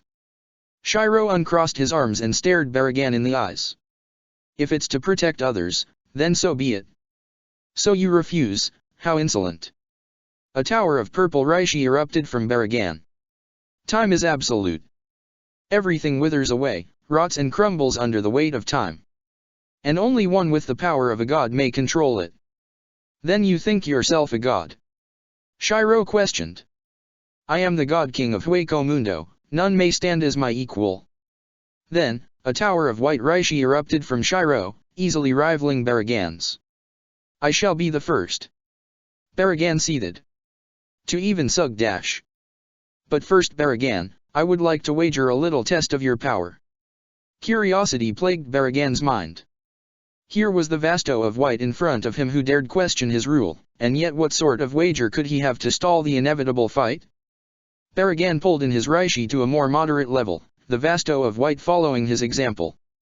Haribal watched the proceeding and debated whether or not it was a good time to interfere, but decided against it. She would wait and see how things play out. Go on with it, Vasto of White. Let me break whatever hope you have of defeating me. Baragan brought a hand under his chin. But I grow curious. What is a wager without a consequence? What do I get should I overcome your pathetic trial? I shall submit to your rule without consequence. Haribal's eyes widened as Shiro stared off across at the abundant number of hollows living within the valley. But should you fail, we will postpone the fight to another time, at a place away from other hollows. Why not? In the end you will die by my hands anyway. Baragan seated himself back on his throne of bones. Now get on with it. Shiro stretched his hand out, his palm facing upwards. Trace on. Shiro glanced at Haribal, an image of a woman in blue and gold armor overlapping with her. He shook his head as he began to concentrate. The familiarness of the item he was tracing brought a warmth to his chest, a pleasantness washing over him. It was a sheath made of gold and decorated with blue enamel. Almost as soon as it formed, Shiro gingerly tossed it at Baragan, who caught it with a hand. A sheath. Baragan muttered as he inspected it. The test, Baragan, is whether or not your power could destroy that sheath. Such a thing is preposterous. Baragan tightened his grip around the sheath and flooded his power into his hand. Time is absolute, nothing can stop its dash. Baragan stopped mid-sentence, his gaze turning sharply towards the unaffected sheath. He could tell by the feel of his reishi that his power was working, and yet no wear or tear could be found on the ornate sheath. What is this?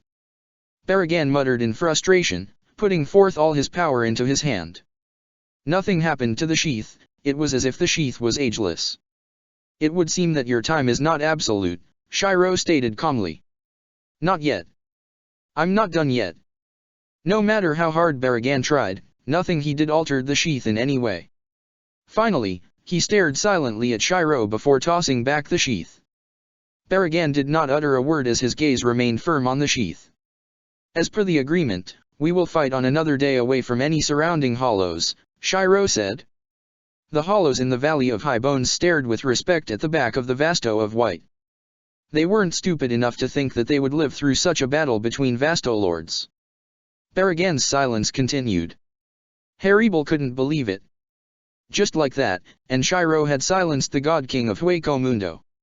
She knew from experience how egotistical Baragan could be, and now faced with the failure of his power, he was rendered speechless. Such a thing has never happened before because in all respects, Baragan's power was absolute. Everything ages and fades over time, and yet, she shook her head. Focus was what she needed. Shiro turned to leave, Haribel following right after. At the High Plains, a week from now, we shall fight, Baragan said after a moment, his voice eerily level. I will not forget this mockery. And I shall tell you this, briefly. Shiro turned his head at Baragan's direction, sword after sword forming above him. This sheath, it's not the only one of its kind. Willing a single sword to shoot out, it flew and stabbed itself beside Baragan. Quite quickly Baragan realized that his power had no effect on it. You best be prepared, God King of Hueco Mundo. Chapter 5. Baragan fumbled with the sword in his hand. A white jewel was embedded at its hilt and sharp narrow grooves ran down the base. It was one of the few swords the Vasto of White had left as a parting gift before his departure. Once again the sword was enveloped in a dark purple mist that corroded any and all substances within it. However, the sword was different. Rather than age, Baragan could feel the sword grow stronger as time passed by, its gleam, more apparent. How absurd. He felt the faint power within the sword, given off as Reishi, grow stronger the more he fueled his power. He frowned, if one could even call it that, with a skull for a face, as he got up from his throne. He gripped the sword in his left hand and swung it vertically towards the horizon where a formation of rocks stood erect. The sheer use of his power had multiplied the power within the blade from an ember to an inferno. A colossal wave of energy arced out from the sword and obliterated the distant rocks. Reluctantly, he had to admit the usefulness of the sword. Its power as an ace was unquestionable, with the way he could increase its power just by touching it. His touch was death itself. Yet to the sword, it gave life and brilliance. No enemy would ever suspect that he was charging an attack like they would if he was charging a zero. In fact, the usefulness of the sword could possibly outweigh the need to use a zero. Then again, the sheer destruction of a zero was not something he would ever give up. A crude smile lit up his face before he tossed the sword away in frustration. His power would only serve to impede him should it come in contact with the Vasto of White's swords. When it came to power, the Vasto of White's was nothing to laugh at. How long it took to gain such power was another question. Wisdom comes along with age, and Baragan had had his fair share of battles in his rise to kingship. The king of Hueco Mundo returned to his throne, fully knowing his battle with the Vasto of White would take more than sheer strength. Goosebumps ran through his body, the foreign feeling of trepidation coursing from within him.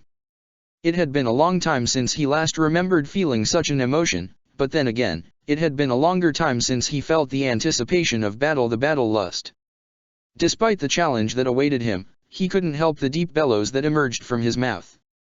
There was only 3 days remaining. Baragan stood opposite to the Vasto of White. So you've brought more of you, he stated, his gaze falling over Haribel, Starkey, and Lilynet. Did you realize your power wouldn't be enough? It was small talk, but it would be enough for Baragan to determine his number of opponents. He was confident that if push came to shove, he could deal with Haribel and the other two, but along with Shiro, he refused to accept the outcome. It was more trouble than it was worth to leave them behind. Shiro said, recalling Lilynet's prior behavior. She had been sticking closer to him ever since Baragan's army had invaded. It would have been a hell of a hassle to leave her behind, and Starkey would not have helped. Either way, I've come to fight as promised. Baragan released his Ryotsu in a thick miasma of purple. Then there's no more need for idle banter. I trust the others won't interfere, not that it would change anything. Shiro did the same, but a thick white. No, they won't. He gave a nod to Starkey and Haribel. It was his battle to settle, his nature as a hollow demanded it. There was a calm silence before both disappeared, leaving behind nothing but upturned sand. It was testament to the power in which both held that not a single hollow remained in the area. Dunes were cleaved in two and obliterated by sheer force. Range is his weapon. Stick close. Perish. Baragan struck out with a sudden blow from his fist that never would have connected. But Shiro's movements were slowed, his mind coming to a halt as he realized his hampered movement. It was too late to do anything but defend. Shiro winced as the blow hit him, but quickly forced Baragan away with a well-traced projectile. Pain soon flooded his mind. Not good. Shiro could feel his insides withering, aging, and dying. He had to put more effort for the outcome he wished to earn. Trace on. Kanshou and Bakia appeared within his hands. He needed to defeat Baragan, but first he would have to deal with his injuries. Do you feel your death? Baragan laughed. Do you now understand how utterly outmatched you are? Your weapons are one thing, yet your body is another. Stark's eyes narrowed at the sidelines. Baragan's power was eating away at Shiro, parts of his chest fading into dust. Lilynet tugged at his arm. He'll be okay, won't he? Lilynet asked. Stark didn't answer, his eyes focused forward. I am the bone of my sword. Blue patterns of Reishi formed over Shiro's body. Structural analysis complete, focusing on enhancement of high-speed regeneration. I am possible. Baragan readied his obsidian double-bladed hand axe. Bang! Baragan reeled under the force of Shiro's blow. What was happening? This was absurd. Arg! He groaned. His power had worked, there was no way it could have possibly been stopped unless... High-speed regeneration. Baragan snarled. You insolent dash. Baragan parried Bakia to the left and struck down with an overhead slash. Shiro blocked, forcing Baragan to the left as he reacted with a subsequent kick. Shiro was fast and his attacks heavy, Baragan could give him that. But his death is now. Respira. Baragan pulled his Reishi into his mouth and breathed it out. Shiro's eyes widened. A black cloud. A dark cloud of death and utter annihilation. The air itself seemed to condense as trees, dunes, anything in the encroaching cloud's path, faded away through time. If it were any other hollow, surely they would have perished. Zero. The resulting blast did little to impede the approach of the fog. Shiro hesitated as he withdrew from the cloud, but he was no regular hollow. Red, the sky itself matted itself in red. Haribel's eyes dilated. There were dozens of them, red spears that hovered in the path of Baragan's Respira. Not a single one of them faded away. Haribel brushed back a lock of hair. It would seem that there were plenty of things that she had yet to know of Shiro. She knew he was strong, that was a given, but it would be the first that she had seen him create a spear. The fact that he was able to stand after getting affected by Baragan's power already had her mind racing for answers. I didn't think that would work. Shiro mumbled to himself. Gidirg, the Crimson Rose of Exorcism, the spear of a Knight of Fianna. It was a spear said to nullify all magic, and hopefully by extension, the supernatural. And I didn't think you'd be so stupid. Shit. Shiro spun around just as Baragan struck down with his weapon. If it wasn't for one of the spears intercepting the blow, he shook his head. He couldn't afford to lose the flow of the battle. He spun away, clearing a great distance, to the point that Baragan looked the size of an apple. He observed him, before tossing both Kanshou and Bakia at him. Pathetic. Baragan brushed aside Kanshou and Bakia as if they were little more than toys, sending them both flying into the distance. Spirit and technique, flawless and firm. Haribel turned her gaze towards Stark. Have you noticed it? Stark nodded grimly. He'll never win the way he's taking things now. The fool, Baragan could call Shiro nothing less. Here was the hollow known as the Vasto of White, a king of his own domain, and yet he would not fight to kill him. To fight not to kill, a peculiarity amongst all hollows not in the least bit commendable. It was much the same way as to conquer without shame, but to defeat a man without his death, that is only a decision for the strong. In the end, one's skill must be several notches higher to even decide such an outcome. The Vasto of White would rue this decision. Our strength rips the mountains. Truly pathetic, Baragan thought as he swatted away yet another pair of White's useless blades. Nothing would come of single-mindedly bombarding him with thrown swords. True, they may not be affected by his power, but they were little more than mere swords.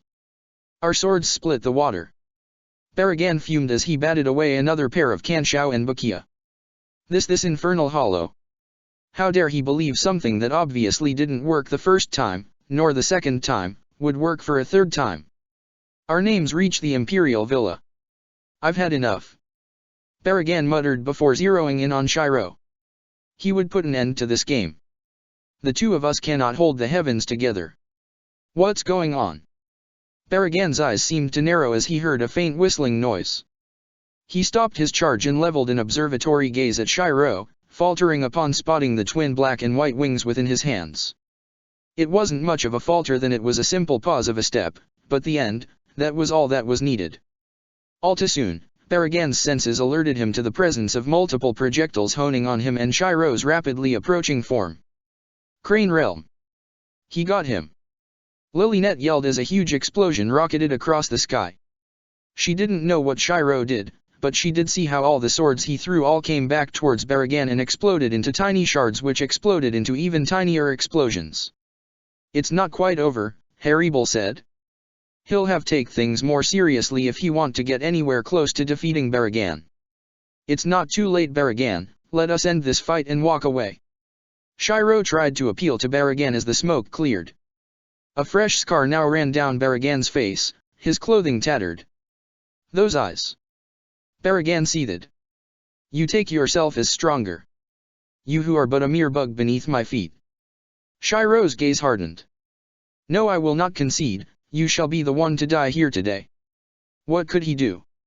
Shiro mused. How could he get to an outcome where both sides were saved? No matter how foolish the notion was, to Shiro, it seemed as if giving up such an outcome would be giving up on himself. Of course there were times where there was absolutely no choice but to kill, but he wouldn't think of those times, it wasn't as if he could completely remember them anyway. Shiro traced his black bow as Baragan charged. He would have to try harder.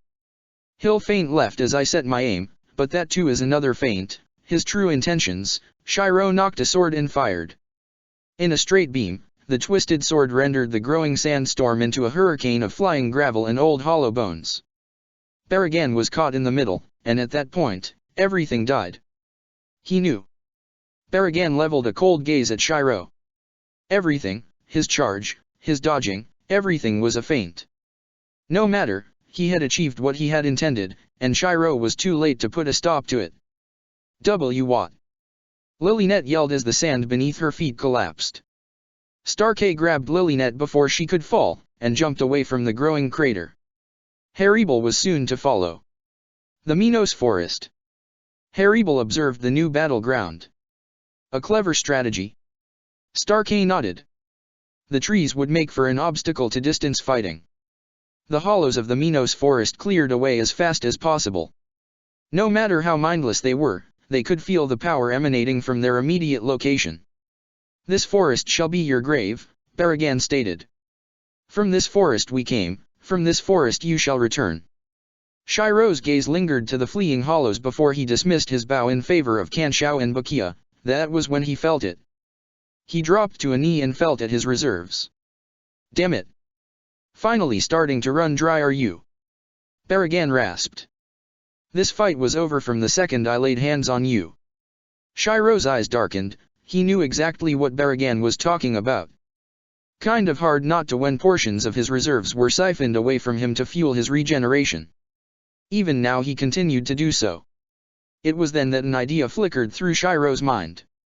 It's worth the risk. Trace on. Shiro straightened his back as Rule Breaker, a thin iridescent and jagged dagger, that is brittle and blunt, appeared in his hand.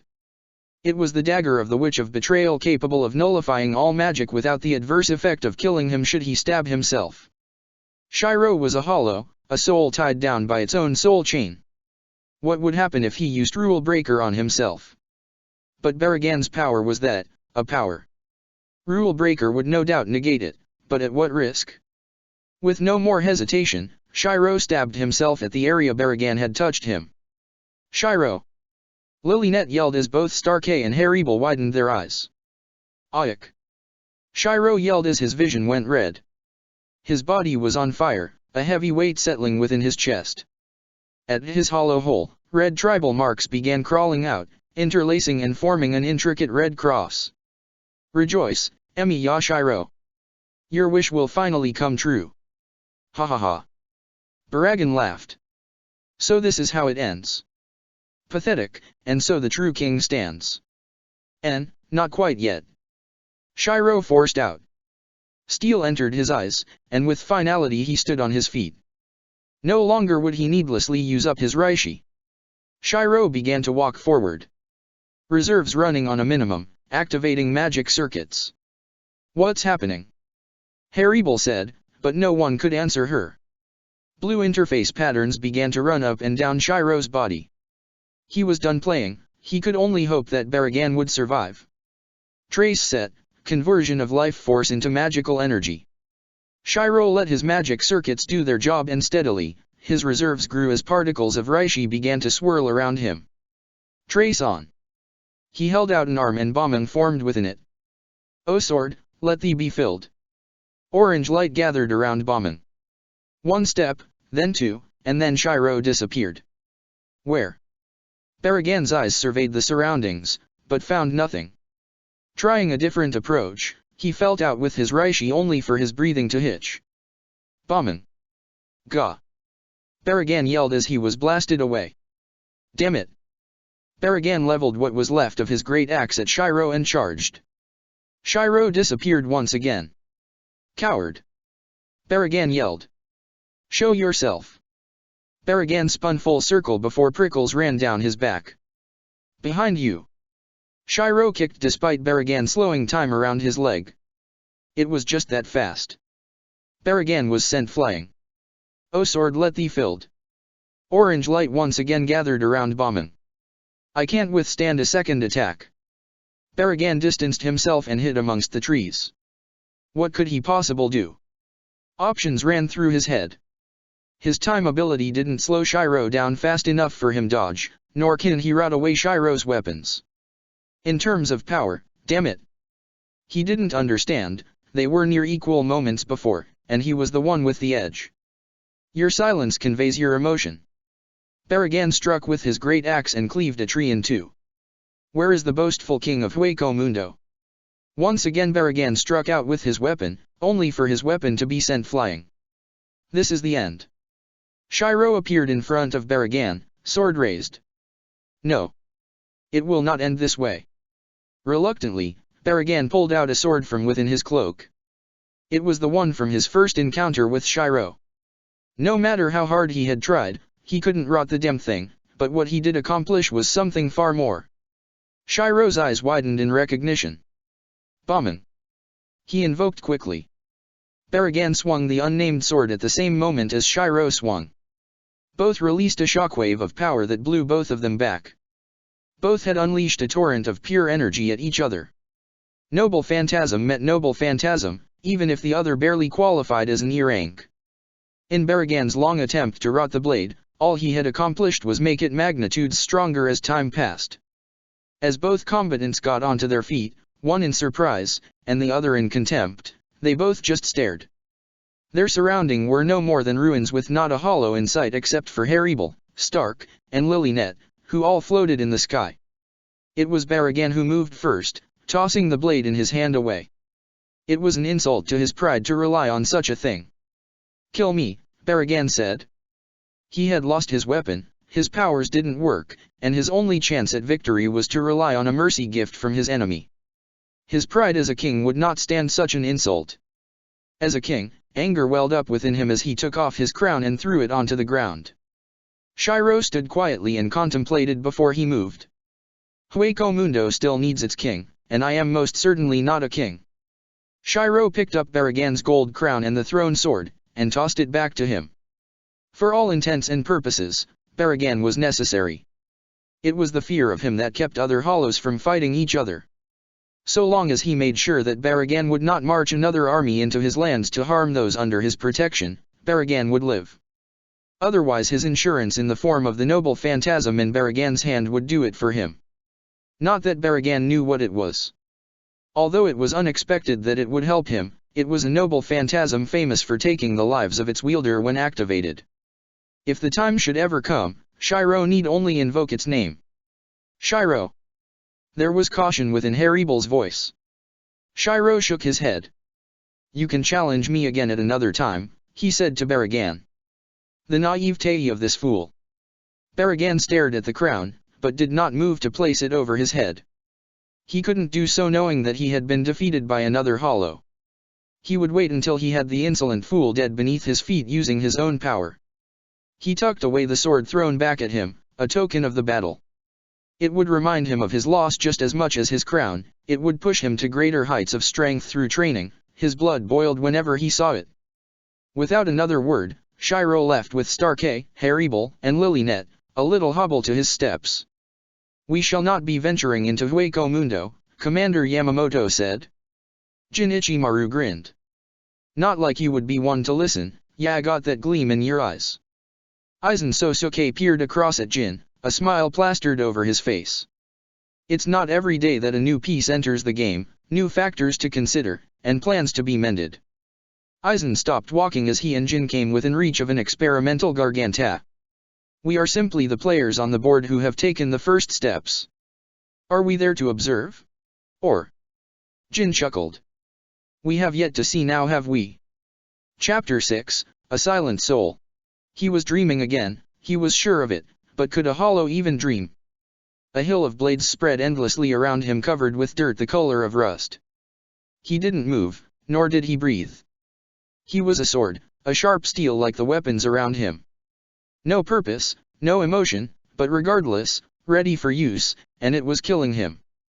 He was missing something. A desire that made him who and what he was.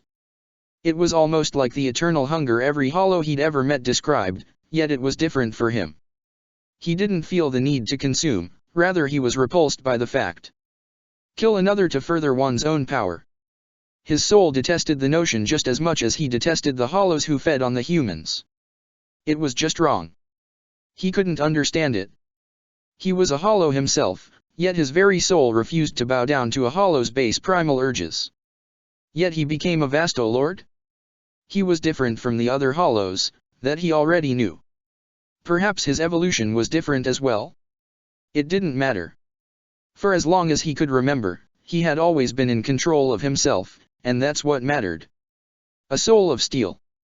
His shoulders perked, the faintest of whispers entering his ears, but it might as well have just been the wind with how silent it was. An eerie reminder that he was alone. A world of blades. A world of solitude. But for what meaning? His very being yearned for it. Welcomed it, yet he didn't truly know it. Again, and again he found himself drawn to the dream, an image of some greater objective. His presence in the dream today was no different. "What is it that you want of me?" he spoke. The sudden stopping of the wind was his only answer, a sword and sheath shining prominently in the distance. His gaze lingered, unable to drift away. More than ever, he felt a single prominent compulsion. A desire. A need. And this time, he found it, a reason for his existence. He closed his eyes. "I wanted to be a hero." And disappeared from the dream. The sudden stillness of the world revealed the restlessness from within. "So he still can't hear us." A sword shimmered before transforming into a murky figure obscured further by a thick haze. "I'm sick and tired of this shit." A spear shimmered, and like the sword, took an obscure form. "I want to fight." The world shook from the proclamation, specters rising from glory-filled steel. Others, from the dredges of curses and filth. The devil's armaments. "And yet he cannot hear you. Any of us. He doesn't even call our names," the first voice spoke solemnly. "But he knows mine," a figure smirked, its body less obscured. "Used me to slay an army. But he used us to defeat a king," two other voices spoke. Two other specters with their hands interlocked in firm grips. "So what, he used me for that as well." The figure stopped smirking and glared at the other two specters. "But he hasn't truly used either of you," the first voice spoke cut in. "We do not know what we are, or how we came to be when all of us are simply weapons, but instinctively we know our purpose. We know we are at our strongest when linked to our wielder. He may know your names, but you both shared no links. To him we're still weapons. Then how do you suppose we change that?" The specter of the spear shouted. "We do what we've always done. We wait." Shiro opened his eyes to a forming Garganta. "Lord." The raven-like hollow who took command of his supposed army, Brands asked for instruction. He had come to call Shiro by request of Lilynet, something he was still hesitant to comply with. The little hollow had the strangest ideas, and he didn't want her to be an influence on his king. This was Shiro's one perch. The area he could be alone to think while at the same time remain vigilant for any harmful hollows. He released a breath. It had been only a couple hours ago that Baragan had once again challenged him, and once again got repulsed. Each victory earned him unnecessary praise and admiration from those who lived alongside him to the point where other hollows outside his influence thought Baragan was weak. They were wrong. Baragan maintained the order, killing all who would question his power. That was exactly how it has been for the past few centuries, each new battle increasing both Baragan's and his power by leaps and bounds, but inadvertently elevating his status to worship. These days, almost every hollow either feared, or revered him. And those that were in between, were fellow Vasto lords. Yet even they, though rather subtly and without informing him, agreed with what the other hollows believed. The Hollow King. Shiro motioned Brands to stand down, sighing as Brands readily obeyed his orders. Was it too much to ask for more hollows like Starkey? At least they wouldn't be even close to devote. Shiro stared at the forming Gargantat, curious of what kind of hollow would open a door directly within his area of influence. Few were those who would intrude on his personal space, but even fewer were those who would slight him. Well, not that he was particularly slighted, it was more a slight to those who looked up to him. What he would give to return to the old days where he wasn't in constant danger of heated stares. He shuddered. He couldn't understand them, the female hollows who took insult when he was the one insulted or disrespected. Brands tensed as the Garganta formed. How dare some random hollow intrude on their king? His feathered wings began to beat on his back, his restlessness revealing itself. But he didn't instantly move to attack, not when the king had decided to entertain this vagrant hollow. A hollow slipped out, and it wasn't even an Aegis. It was a stupid hamster if anything. Brands raised his hands in preparation to eradicate the vermin who had the audacity to intrude on his king. It would be a mercy to be killed by him anyway rather than those ravenous females vying for his king's attention. Yes, it would be a mercy compared to what they would do if they found out some random hollow unfairly gained an audience with the king when others had yet to even speak to him. The hamster looked up, as if suddenly just realizing where he was, and what the red zero forming in front of him meant. Pathetic thing. His king met his eyes, but he didn't lower his zero, simply waiting for a single word. "My name is Grand Fisher," the hollow spoke quickly, rubbing at its bird-like hands and forgetting about the half-eaten human soul still held within them. It was not my intention to intrude." Grand Fisher stuttered, flailing his hands and then suddenly realizing he was waving around his meal. Brands saw his king's eyes narrow. Good. Just give the word, king, I'll end this filth." The human soul opened its mouth to scream, but not a sound was heard. Shiro clenched his fists as he watched silently. The human soul, a woman with light wavy brown hair, met his gaze once before Grand Fisher promptly swallowed her. "My apologies, Vasto Lord. I forgot about my meal," Grand Fisher said as he finished chewing. "Well now, I will just take my leave." A wave of spiritual pressure came crashing down, pinning Grand Fisher. Brands raised a brow, but powered down his zero. His king would be the one to end this rodent, it seems, an honor too great for some worthless hamster. Shiro didn't know what to think. "You let her die," a voice whispered. He tensed his muscles. Why hadn't he moved? He was faster and stronger than Grand Fisher, yet why? He already knew the answer. The human soul had already been partially consumed, its body missing its legs and half her torso. It wouldn't have been a mercy to let her live. Yet, it was Grand Fisher's fault in the first place. "Hollows like you," Shiro took a step forward. "Sicken me." The pressure increased over Grand Fisher, his body compressing. Grand Fisher couldn't even utter out a word. What had he done but eat a mere human? He struggled uselessly as he noticed the overpowering Vasto approaching him. Shiro watched Grand Fisher's struggle, and felt nothing. He wasn't staring at another hollow, he was staring at a monster who he let kill an innocent before his eyes. He noticed Brands from the corner of his eyes power down his zero. Good. Because there was one thing that he could do that no other hollow could. Purify a soul. He would save her, and all the souls trapped within this monster. Bombing. The army-slaying sword appeared in Shiro's hands before he plunged it into Grand Fisher. Trace on. O sword, let thee be filled. Grand Fisher screamed, his body invaded by holy energy. So many souls in one hollow. Shiro could feel each one as they left Grand Fisher's body. It was revolting. The difference between a hollow who ate other hollows, and a hollow that ate humans, was the experience. Each soul purified revealed a memory of death. The pain, the misery of being forced away from one's loved ones. Shiro increased the output of holy energy. He had seen and heard enough of the memories of each soul. A hollow like this was not hollow to protect, but a monster to destroy. Grand Fisher stopped screaming long ago, his body fading away with each soul lost. Green-colored fur receded into pale skin, bird-like hands and feet losing their scales and reverting to something more human. Shiro's eyes widened as he quickly willed bombing away. What just happened? My king. Brands asked in confusion as he stared down at what looked like the female human soul moments prior. Her spiritual pressure feels like a Shinigami's, but I also feel the presence of a hollow. Shiro didn't respond, his eyes staring at the anomaly and analyzing her for what she was. Yet, it didn't make any sense. Like Brands had said, she possessed the spiritual pressure of a hollow and a Shinigami, and something else he couldn't quite make out.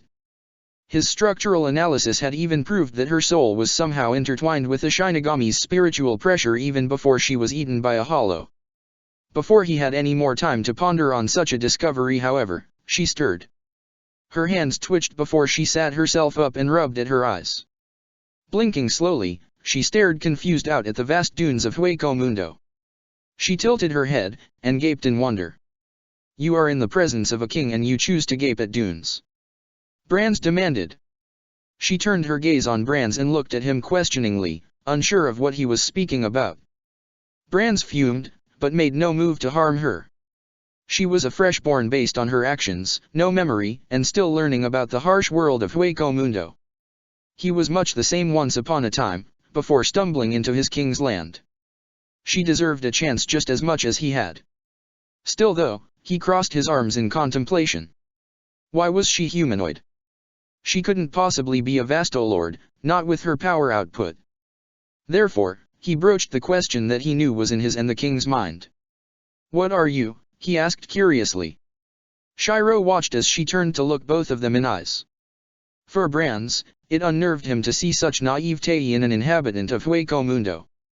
For Shiro, however, it was different. It gave his goal of becoming a hero a new meaning. Not only to protect those who follow him, but to protect those before him as well. Shiro and Brands watched carefully as she opened her mouth and spoke. Yet not a word could be heard. Chapter 7, Memories. They called her silent, for she couldn't speak, but she didn't really care.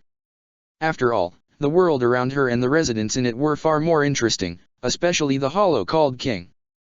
From what she had observed, his name really wasn't King, but regardless, it was what everyone called him.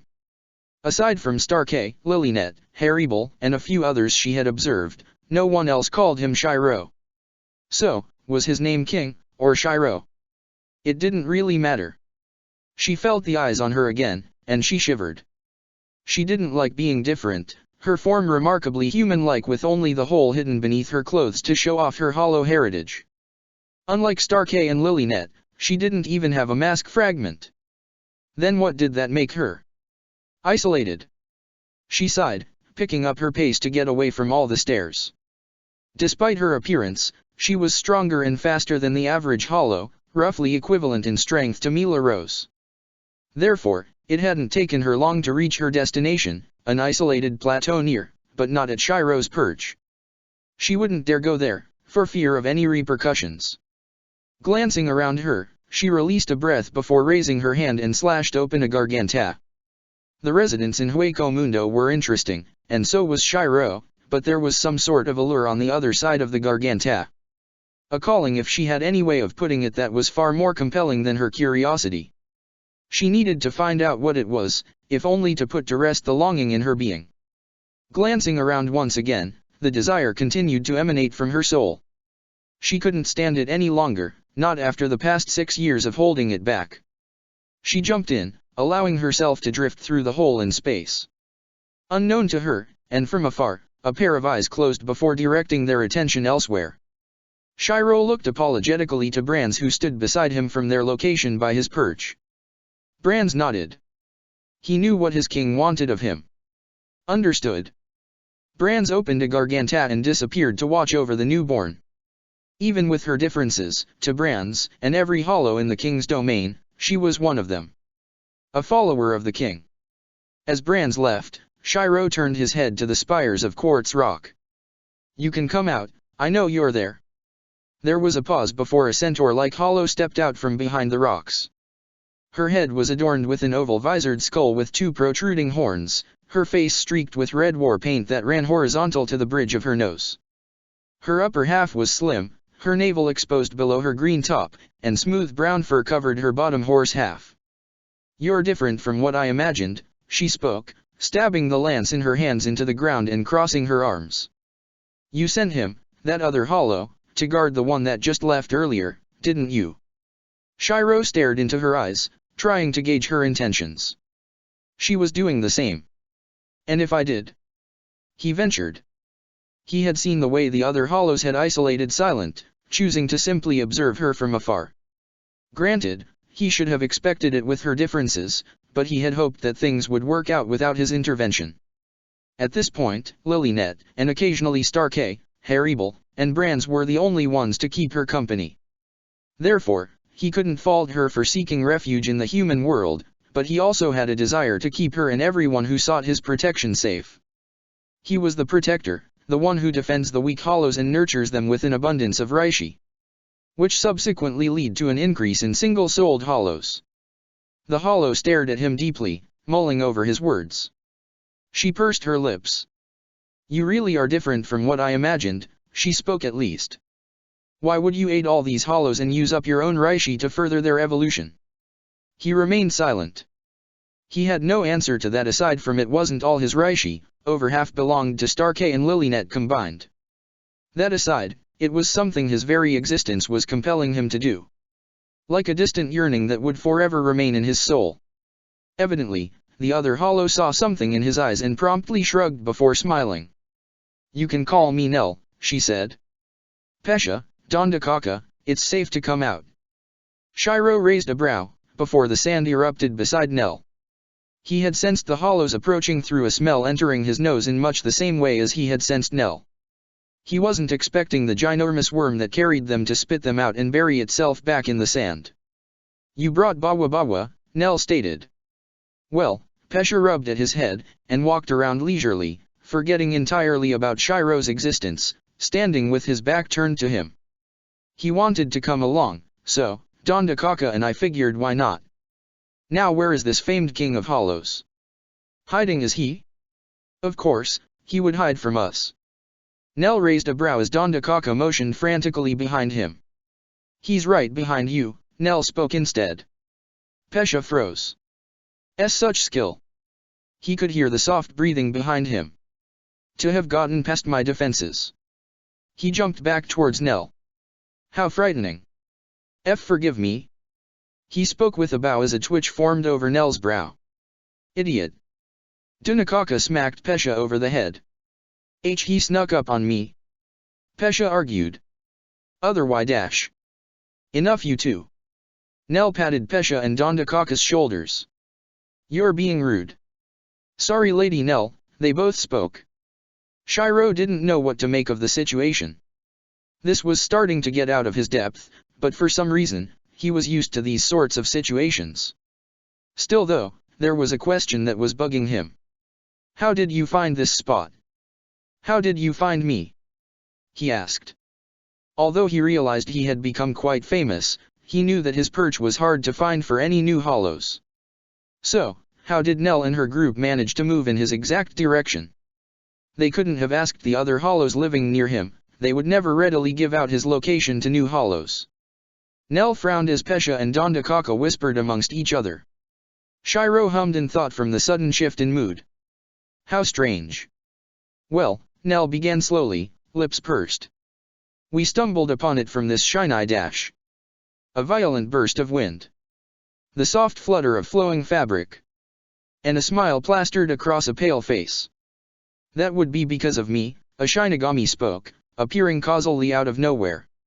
Shiro narrowed his eyes. For the Shinigami to have just appeared without alerting him, he must have traveled in one movement over several hundred kilometers to have stayed away from his line of sight and smell. He stared curiously at the Shinigami in front of him, the first of its kind that he had ever seen. Aside for the base instinct ingrained in his being of what a Shinigami was, it was entirely different seeing one in person. But what would a Shinigami want with him? It is a pleasure to finally meet you, King of Hollows, the Shinigami spoke. Perhaps you would indulge me in a little talk. Silent leapt from roof to roof on the western side of Karakura town, watching in fascination as people walked by. Some were running, some were talking, others lounging on park benches, but it didn't matter to Silent. All that did, was that Silent enjoyed the freedom of the human world. Hueco Mundo was home, and she liked the company of Shiro, Starkey, Lilynet, and the others, but there was something about just watching humans go about their day that drew her to them. Right now, she was staring at a black spiky-haired human girl going up against some other humans in white uniforms as she was passing by. Tatsuki. The name popped into her mind and caused her to miss her next foothold. She gasped as she crashed and cratered the ground beneath her, drawing a few odd stares, yet no one could actually see her. At best, it looked as if the ground just spontaneously exploded. Brands shook his head in the distance. Silent pushed herself off the ground and huffed. What was that? Silent pondered. The name had come so suddenly that she didn't know what to make of it. It was familiar, yes, but that was all it was. Her eyes began to wander back in the direction she had seen the black-haired human, but quickly focused on something more interesting in the distance. A blue streak of Reishi running across the sky from a nearby forest. What could it possibly be? In Hueco Mundo, it was normal to see random blasts of Reishi shot across the sky, partly because of Starkey. She had heard that ever since he had shown off his abilities several centuries ago, more and more freshly evolved hollows have been pestering him to fight.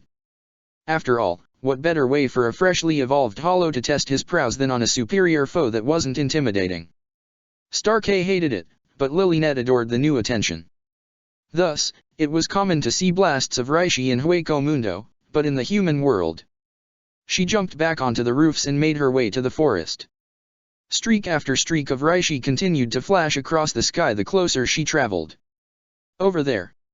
She stopped upon the branch of a tree, peering down into a clearing by a small river. You shouldn't be out practicing by yourself. Her head began to hurt, a hand placing itself over her forehead. What was going on? Ever since she had entered this town, image after image continued to flood her mind. Some were irrelevant, others more compelling. Staring at the small training ground situated in the clearing, it was clear to her that it was the cause of her pain. However, staring down at the clearing's occupant, her breath hitched. Ishida Ryokan. She nearly lost her footing as a phantom of a white-haired man overlapped with the image of the young man practicing in the clearing. She blinked, and the phantom disappeared.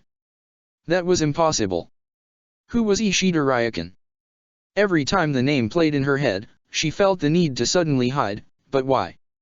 As if sensing her, the young man turned in her direction, his eyes narrowed behind the small frame of his glasses. She swallowed, her throat suddenly dry.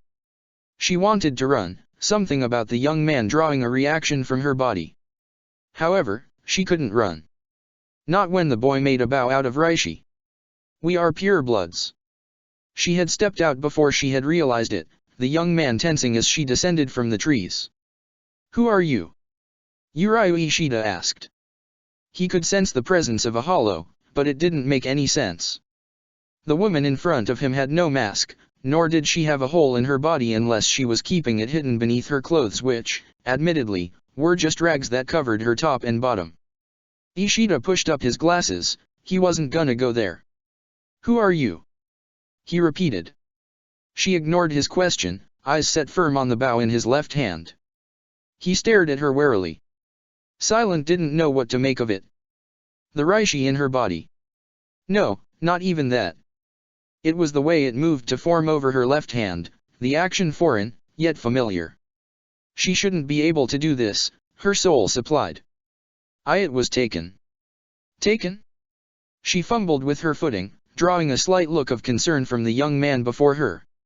What was happening? She didn't know. Why didn't she know? Know what? Wincing, her right hand came to rest over her face. Are you all right? Uriah asked, lowering his bow when he realized the woman wasn't out to attack him. It was more like she had just stumbled across his training ground because of some sort of attack. He glanced around the clearing and caught a glimpse of white in the distance. A hollow's mask. She was being pursued? Silent glanced up at the young bowman, confused with his sudden change in demeanor. More than that, she focused on the reishi gathering within her left palm. She knew what she had to do, her body remembering the patterns. Draw the reishi from the world around you. Get behind me, Uriah spoke, eyes darting left and right in search of the distant hollow. It all made sense now, why he had sensed a hollow's ryotsu. It was because of the hollow pursuing this woman. Silent ignored the young man, and finally gave control of her body to muscle memory. Her arms moved with fluidity, drawing together and clasping. This was it. This familiar sensation. The reishi gathered in her palm compressed and expanded, releasing a sudden wind as a shape took form. She heard a startled gasp, but she paid it no mind, her gaze fixed on the bough of reishi that appeared in her left hand. Chapter 8, Beginnings. It was unbelievable, such a far-off notion that he was not the last one. This woman, with her back straight, and gaze so nonchalantly ignorant of the approaching danger of the hollow chasing after her, was beginning to frustrate him. Could she not feel how dense the hollow's spiritual pressure was? He had never faced a hollow so strong, and yet it continued to linger in the distance. What was its aim, its goal? Why pursue the woman?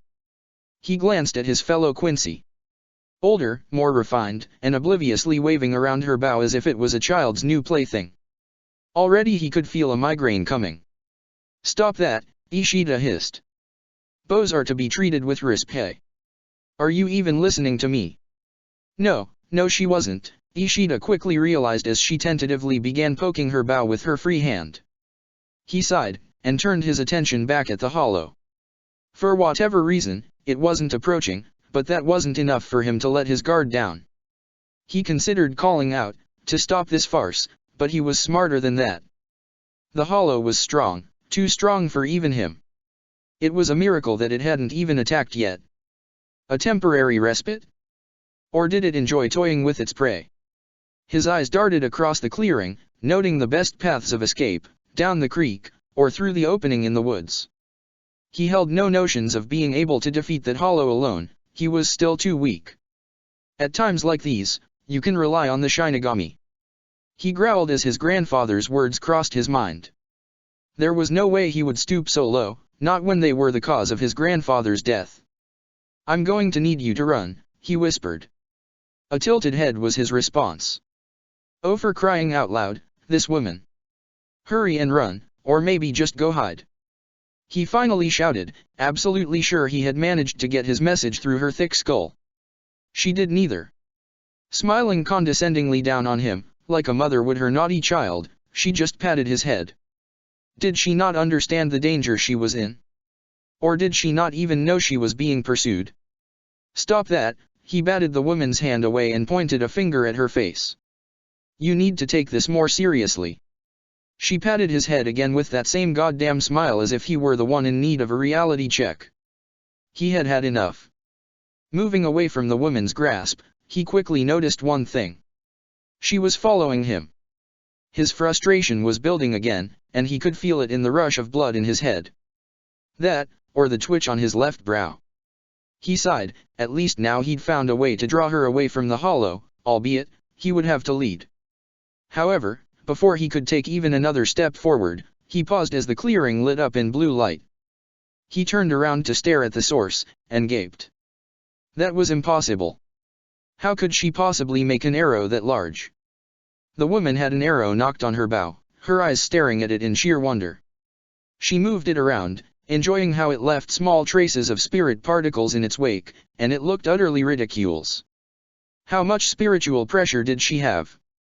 Suddenly it clicked, the reason why the hollow was pursuing her, and why it hadn't attacked yet. It was wary of her power, but at the same time, craved her power. Humans with high spiritual pressure always attracted hollows, but her case was simply absurd. No wonder the hollow wanted her. And based on the way the woman marveled at her bow, it must have been her first time materializing it. He pinched the bridge of his nose, realizing how lucky the woman had been. The hollow must have seen her materialize her bow and had become apprehensive. The sheer size of the arrow she produced did not dissuade that fa wait. "Don't point it at me!" he yelled quickly. "The sky, damn it, point it at the sky!" She blinked, before following his instructions. Moments later, she let the arrow loose as the strain on her drawing hand grew too large. Ishida covered his eyes as the shockwave from the subsequent explosion uprooted the nearest trees and left behind a dense gathering of spirit energy in the air. Damn it, any Shinigami or hollow could have sensed that shot for miles. They had to get moving. Still, it wasn't fair, he thought, staring at the sheer power behind the shot. He had been training for years and yet he could not boast of such power. It was why he could freely fire into the air without worry of too much detection. He shook his head to remove it of such thoughts. If he wanted to get stronger, it would only mean to train harder. His gaze shifted out towards the forest, looking for the hollow, but it was gone. There was no trace of its riot so that he could detect. Was it scared away by the explosion? Impossible, it was several classes stronger than the average hollow. One blast shouldn't have been enough. It was at that point that a black cat strolled into the clearing, pausing as its eyes fell over the woman who stared right back. The woman waved, but the cat didn't move, its eyes trained intently on the woman. Ishida waved to get the woman's attention, but apparently, the cat was of higher priority than him. Enough was enough. No more cats, and no more random materialization of bows. The hollow had left, and for all he knew, this was only a temporary respite. They needed to move. Grabbing the woman's hand, he dragged her along. The cat's gaze not once leaving the woman's as they left the clearing. Where could he take her? His father's place was out of the question, and he felt a tad resentful at his father for abandoning his duty as a Quincy. Then where? Getting irritated, he soon came up with an idea. He had a second training ground beside a waterfall in the local park. There was nothing special about the area, but its water did have the ability to mask riot so. The story goes, that it had used to be a spiritual site where shrine maiden would go to cleanse themselves of impurities before any ritual. He nodded his head. It could work so long as she stayed near the area. Letting go of her arm, Ishida motioned for the woman to follow him. It was then that he came to realization. He didn't even know the woman's name. And it was at the same moment that he realized something very important when the woman moved her mouth. She couldn't speak. Nell stood tense in front of Pesha and Dondakaka. Although the Shinigami had guided them here, it was hard to restrain the natural animosity she felt towards him and his kind. Even more so when she couldn't exactly get a reading on his Ryutsu levels. What if he was a danger to Pesha and Dondakaka? She would have treated him differently if he had at least dissuaded her of such notions, but all he had done was smile cryptically. "A Shinigami?" the King of Hollows asked. Nell clicked her tongue, crossed her arms, and stared begrudgingly at Shiro before nodding. Shiro turned a contemplative gaze on the Shinigami. He brought Nell here, and he couldn't sense any ill intentions in the man. He might as well hear him out. "What's your aim?" "Such a fine domain," the Shinigami spoke instead of answering. "There's a distinction in the hierarchy of power. The weak grow, and the strong grow stronger through these swords of Reishi scattered around everywhere, but," the Shinigami smiled coolly, "you yourself created them and gain nothing through consuming them, remaining stagnant." Nell's eyes widened. She had assumed that the numerous swords in the king's domain were a naturally occurring phenomenon that the king himself partook in. How long had the Shinigami been watching to know such a thing? Shiro remained silent as the Shinigami continued speaking. "Do you not wish for more power?" "No," was Shiro's response. "I have the power to protect, and that's all that I need." His response rendered the Shinigami silent as it had most of the other Vasto lords. What kind of hollow doesn't wish for more power? The Shinigami sighed. "Is that so?" He spoke. Then what will you do when a time comes when that power is not enough? Shiro didn't answer, and the Shinigami took the opportunity to smile cordially. Do you know what's been happening within the Soul Society? The Shinigami once again changed the flow of the conversation. Again, Shiro had no answer. The Shinigami crossed his arms behind his back before pacing. You see, we Shinigami in the Soul Society have been at an impasse for several centuries. It was the decision of whether or not to send Shinigami into Hyukomundo to ascertain the presence of ancient relics left behind by the Soul King. That is until this holy ground was discovered by a small squad of Shinigami sent after much debate. Most being wiped out, and the rest, trapped within the Minos forest. Holy ground? Shiro asked, his brow creasing.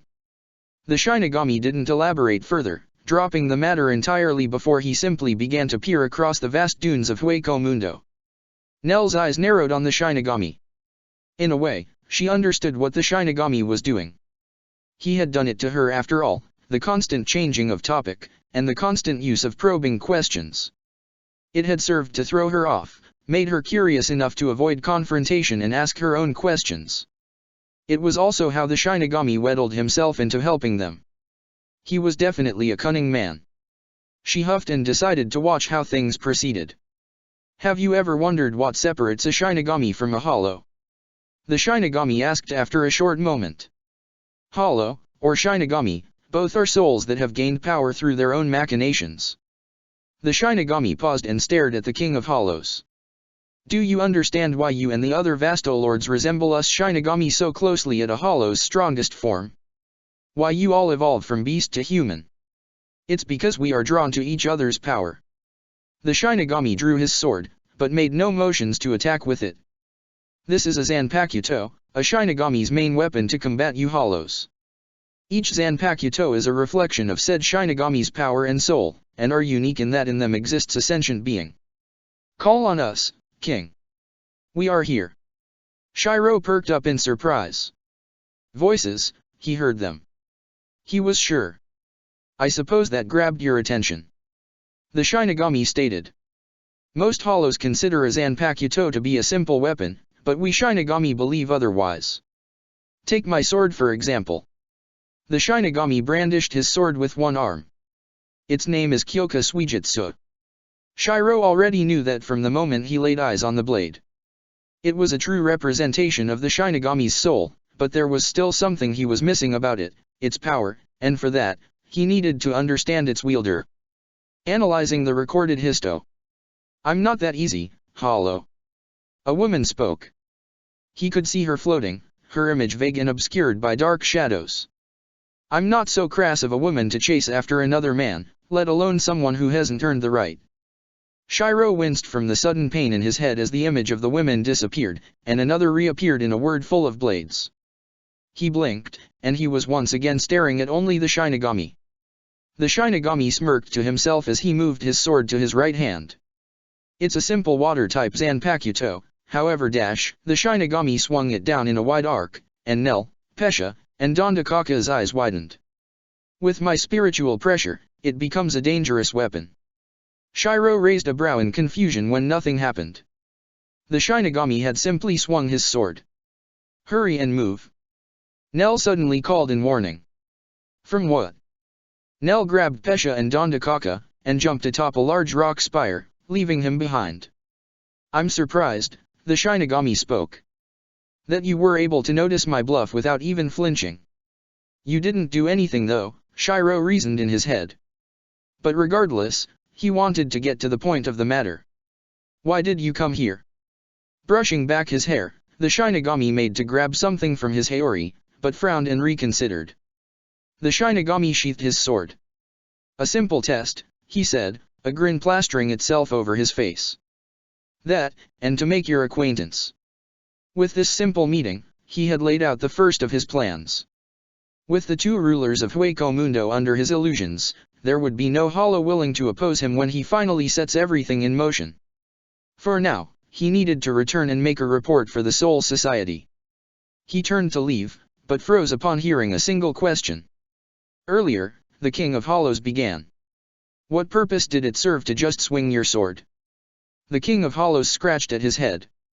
You called it a bluff, but you didn't even move from your position.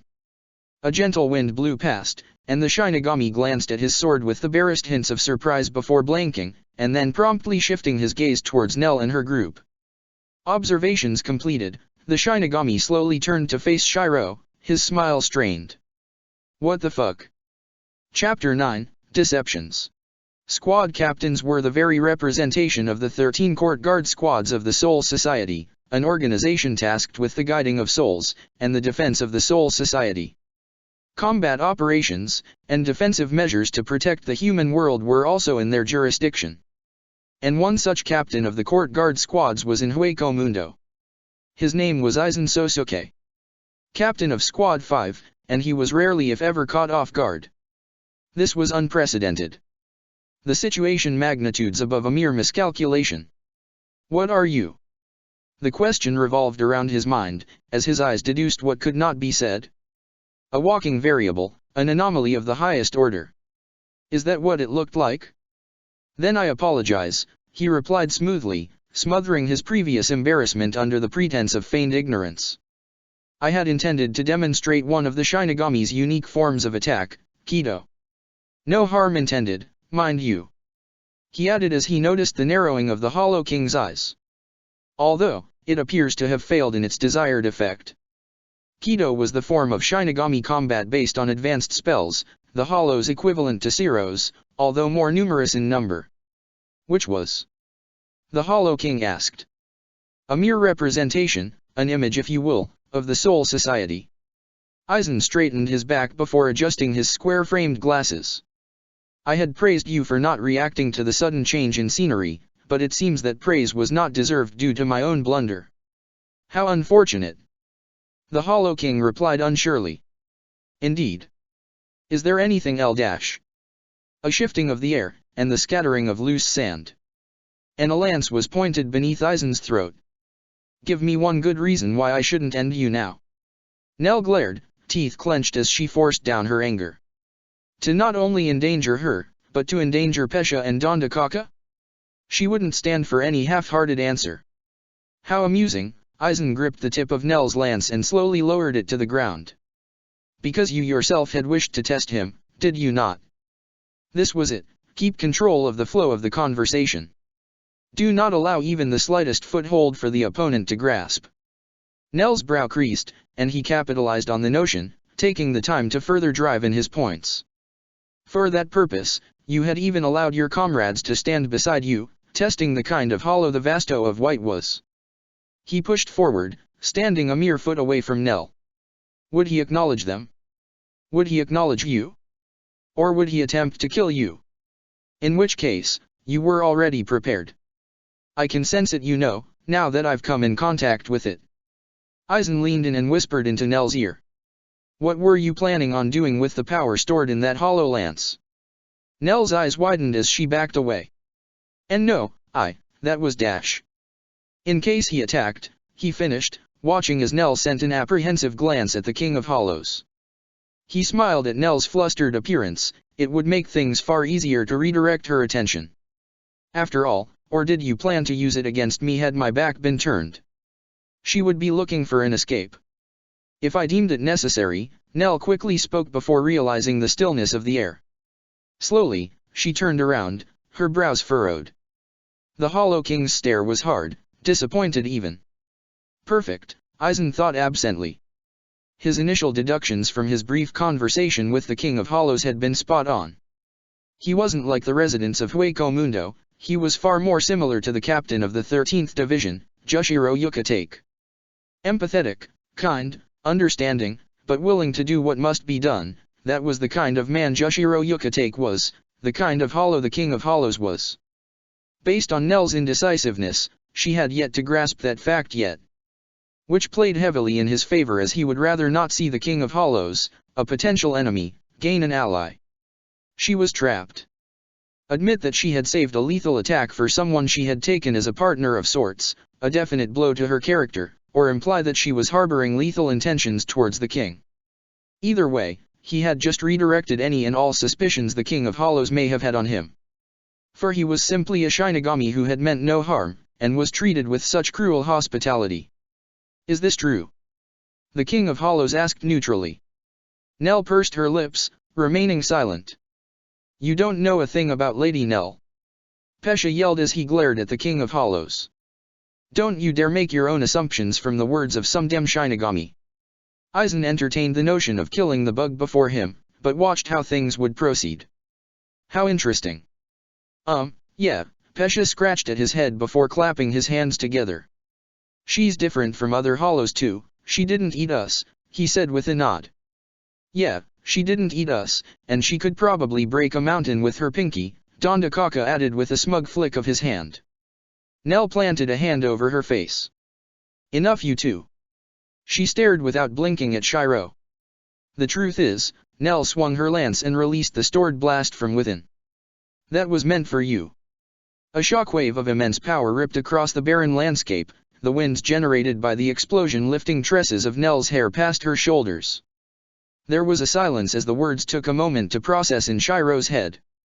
He hummed in thought as Nell opened her mouth to continue on. It was only in case you attacked, she explained hastily. We had never met you before, and if you were anything like the rumors of the God King of Hueco Mundo, it was best for us to be prepared. Shiro nodded in understanding, the tension in his body fading. Understandable, he said lightheartedly. Knowing Baragan's habits, it was wise of you to prepare. Nell exhaled in relief before she, Pesha, Dondakaka, and Aizen noticed. The eyes. Thousands of them. An attack of that magnitude had consequences after all. Fascinating. Aizen stared across at the vast number of hollows around him. For such a number to exist, the amount of cannibalism should have been unprecedentedly high, yet that was not the case. Even more fascinating were the dozen or so humanoid figures he spotted amongst the many residents of Hueco Mundo. Vasto Lords, and so many? The grin on his face was almost maddening. The rarity of Vasto Lords was to such a high degree that only one Vasto Lord would appear in an army of hundreds of thousands of hollows. His eyes glanced to the numerous blades scattered around the land. Did they possess such power to continually fuel a hollow's evolution? The majority of hollows around him were Ajichas, and many were powerful. How astonishing! How tempting! How much strength would they possess after surpassing the limits of a mere hollow? As an Arrancar who possessed the ability of both hollow and Shinigami? He looked at the King of Hollows in a new light. Potentially, the king could very well be his downfall, a thorn at his side, but what if he were able to use him?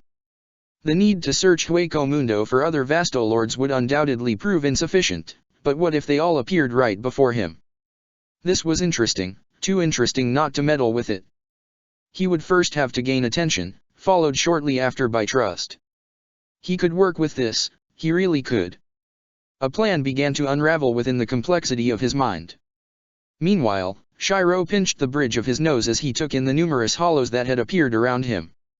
He could understand their desire to protect him, but this was way too excessive. Oi, why is there a Shinigami here? A Pasai yelled, leaning on her bent right leg. Ever since she had been the first to evolve before Sung Sun and Mila Rose, she had become even more outspoken. She had shed the fur that had covered her upper half, and now stood on two fur-covered hoofed legs, her upper half armored and resembling a woman's. A horn jutted out from the middle of her forehead that parted her blue-colored hair and also extended out into antlers on either side of her head. How crass a Pasai, Sung Sun spoke, a hand over her mouth. She had undergone a similar transformation as a Pasai, but instead of fur, her body was covered in pale white scales. A long slender tail swished from behind her, revealing the tension of the current situation. Although I do agree with you in this case. Her eyes narrowed. What business does a Shinigami have here? Haribel was the next to take action, yet rather than speak, she moved towards Nell. And you are? She asked. Nellil Tuadolshwank, Nell spoke her full name, sensing that it wasn't the time to give shortened answers. Her eyes continued to roam across the sheer number of hollows that surrounded her. She moistened her suddenly dried lips, fully comprehending that there was no way out. Your intentions? A test. Of what kind?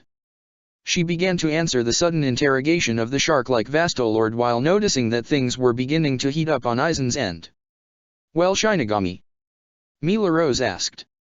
She too had evolved after numerous decades of consuming the blades of reishi. Her long mane of hair stretched down all the way past her waist, her eyes glaring fiercely at Aizen. Are you gonna answer or not? Crude women, how difficult. Now how should he play things?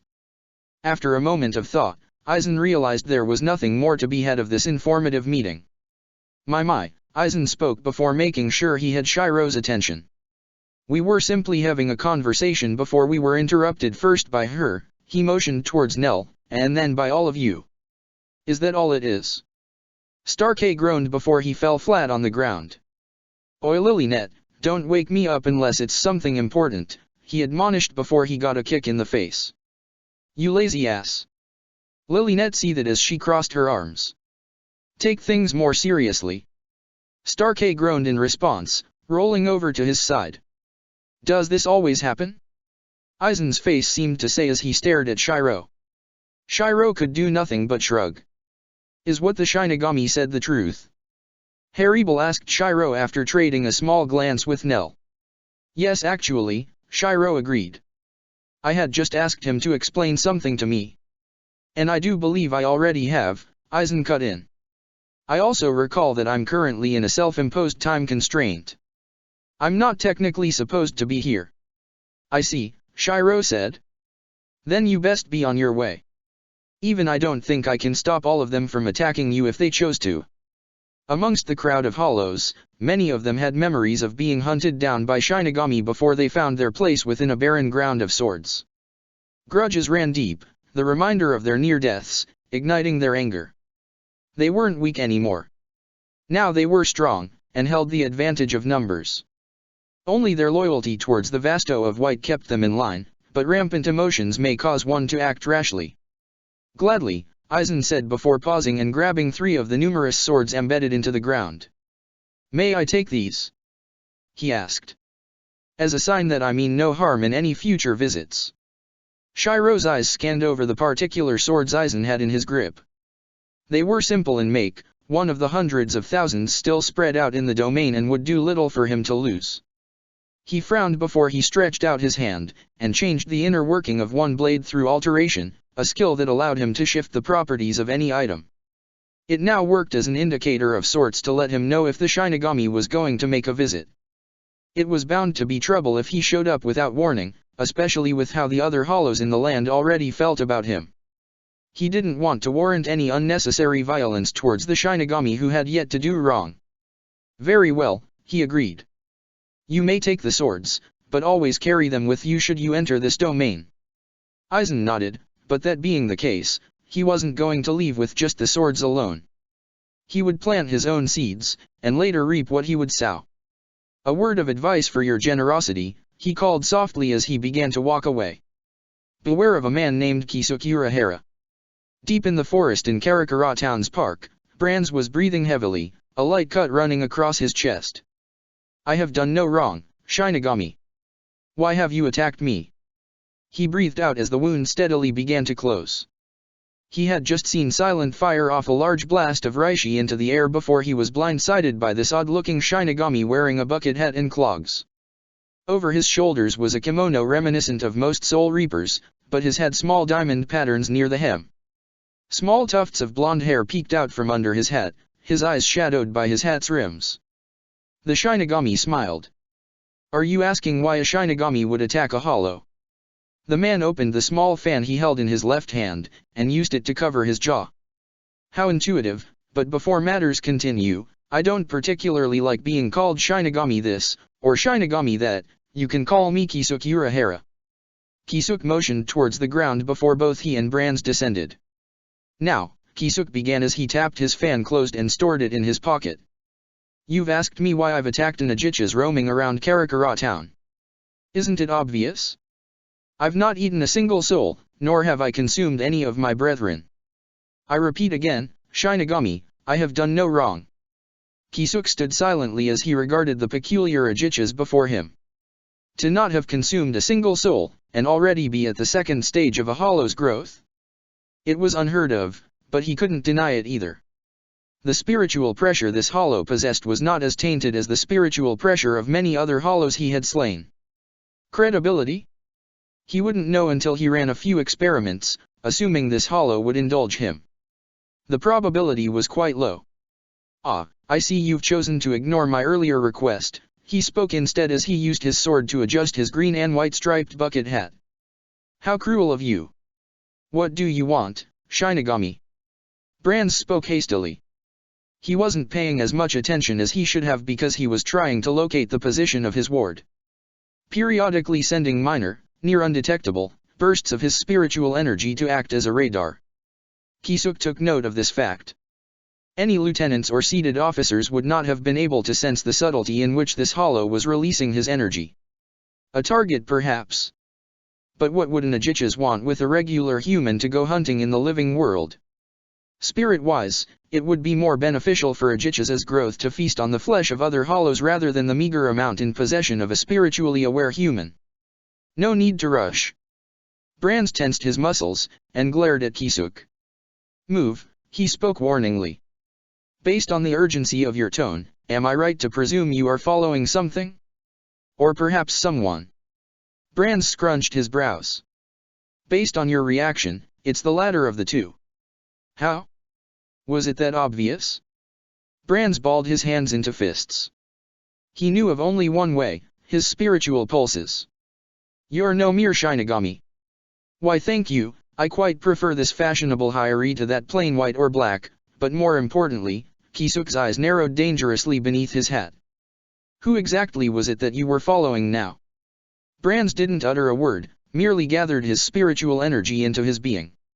If it came down to it, he would rather fight than sell out his own, but rather what would the king do? The answer was obvious to him. Kisuk began to press further for an answer, but a black cat made its way to rub against his legs. "You're Yuki." He spoke as he picked up the cat while keeping an eye on Brands. "I didn't know you were here." Yuki jumped out of Kisuk's grip to perch silently on his shoulder. Eyes staring at the hollow in front of her, she quietly brought her mouth over to Kisuk's ear and spoke into it. Promptly, Kisuk's gaze went blank as he drew his head over his eyes. Now, Mr. Hollow, I do believe we are going to have a problem."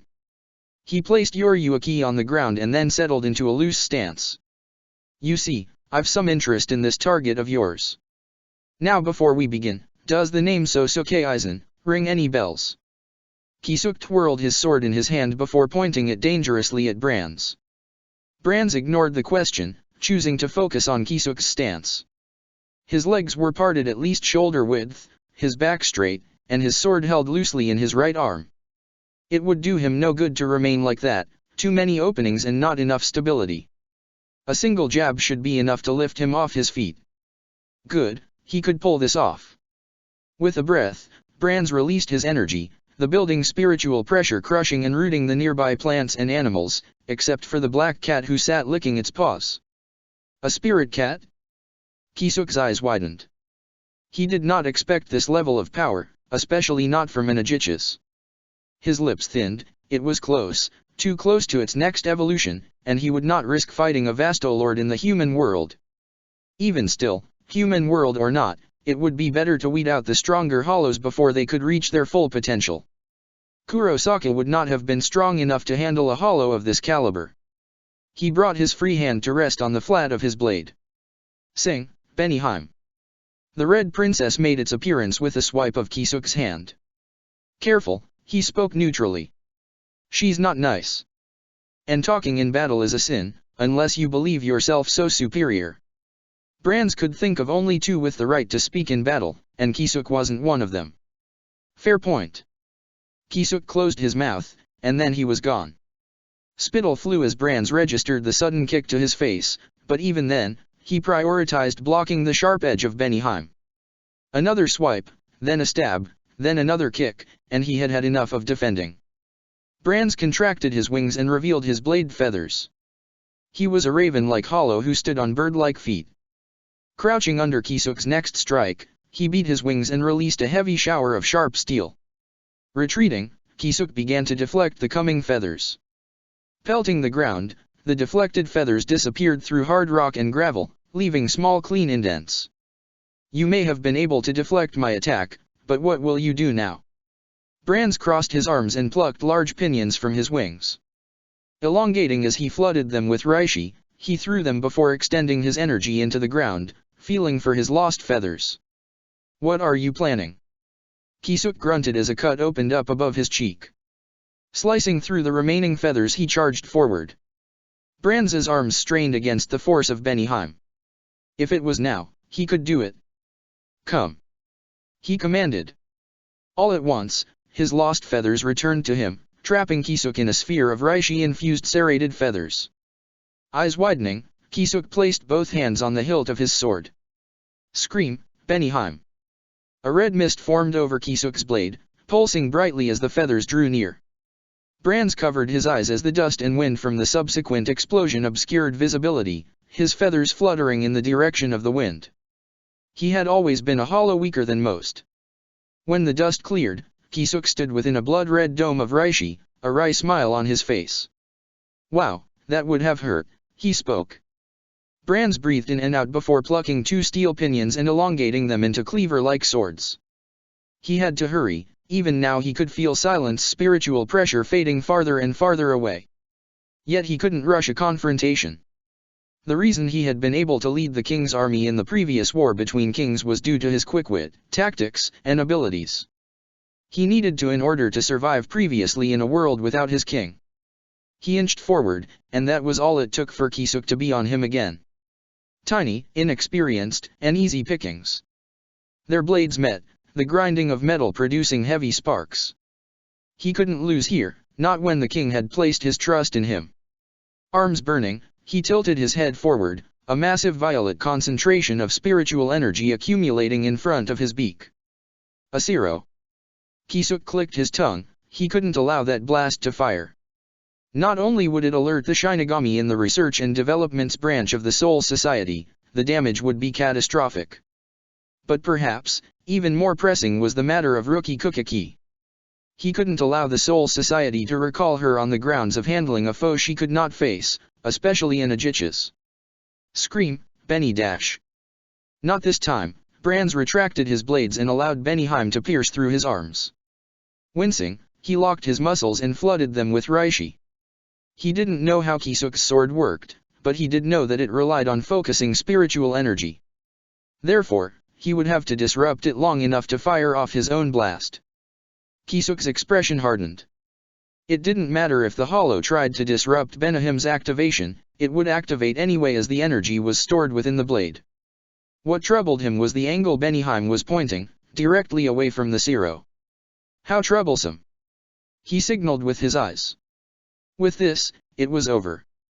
The power gathering in front of Brands' beak was reaching critical levels. "I'm coming, Silent. Sir Dash." "The cat?" Brands staggered backwards, dazed from the sudden swipe of the cat's claws that dissipated his zero. "That's what you get for not taking things seriously, Kisuk," Yuaki spoke after she landed. Brands only had moment to register the ominous red of Kisuk's blade before his arms erupted in pain. Blood arched into the air, large droplets smearing the ground. "My bad," Kisuk shrugged. "Won't happen again." Brands stumbled on his feet, his breaths coming out labored. He couldn't lose. Couldn't. He was granted power, respect, and acknowledgement. Roaring, he refused to fall, but one thing was clear after that last exchange. He had lost his arms. Flapping his great wings, Brands made as much distance as possible. He had underestimated this Shinigami, and his cat. It was 2 against 1. He needed help. Retreat was the only possibility, and from there he could work out a way to retrieve Silent with his king. Perhaps even Lady Haribel would lend her assistance. The raven signals the coming of the night. Brands beat his wings faster and faster.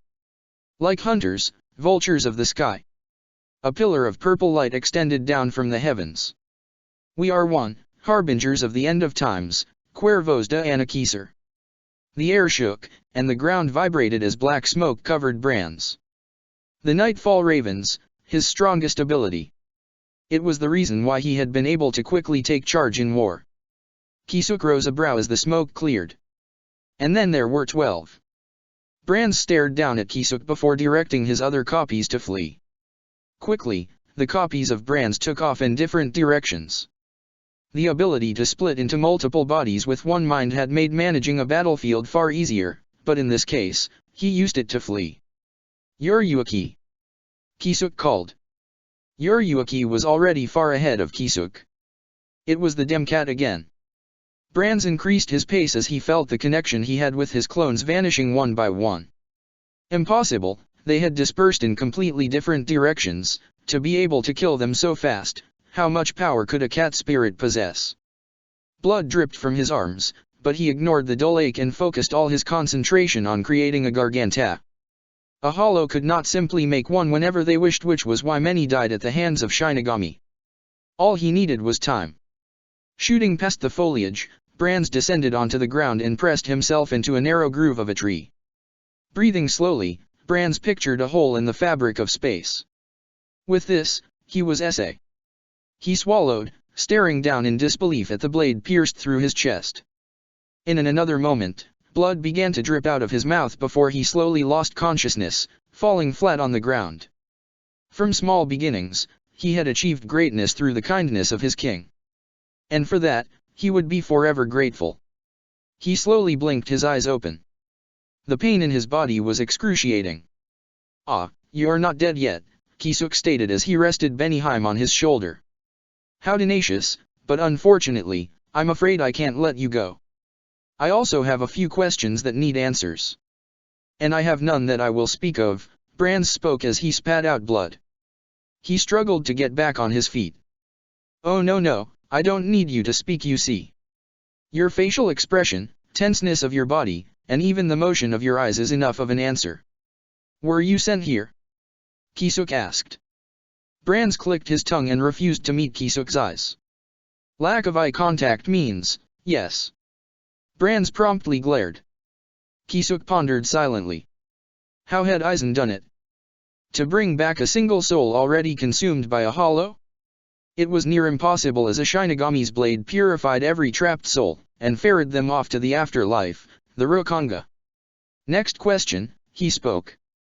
What would you do if I told you I would acquire your target? Not that he wasn't going to. All he had to do was search.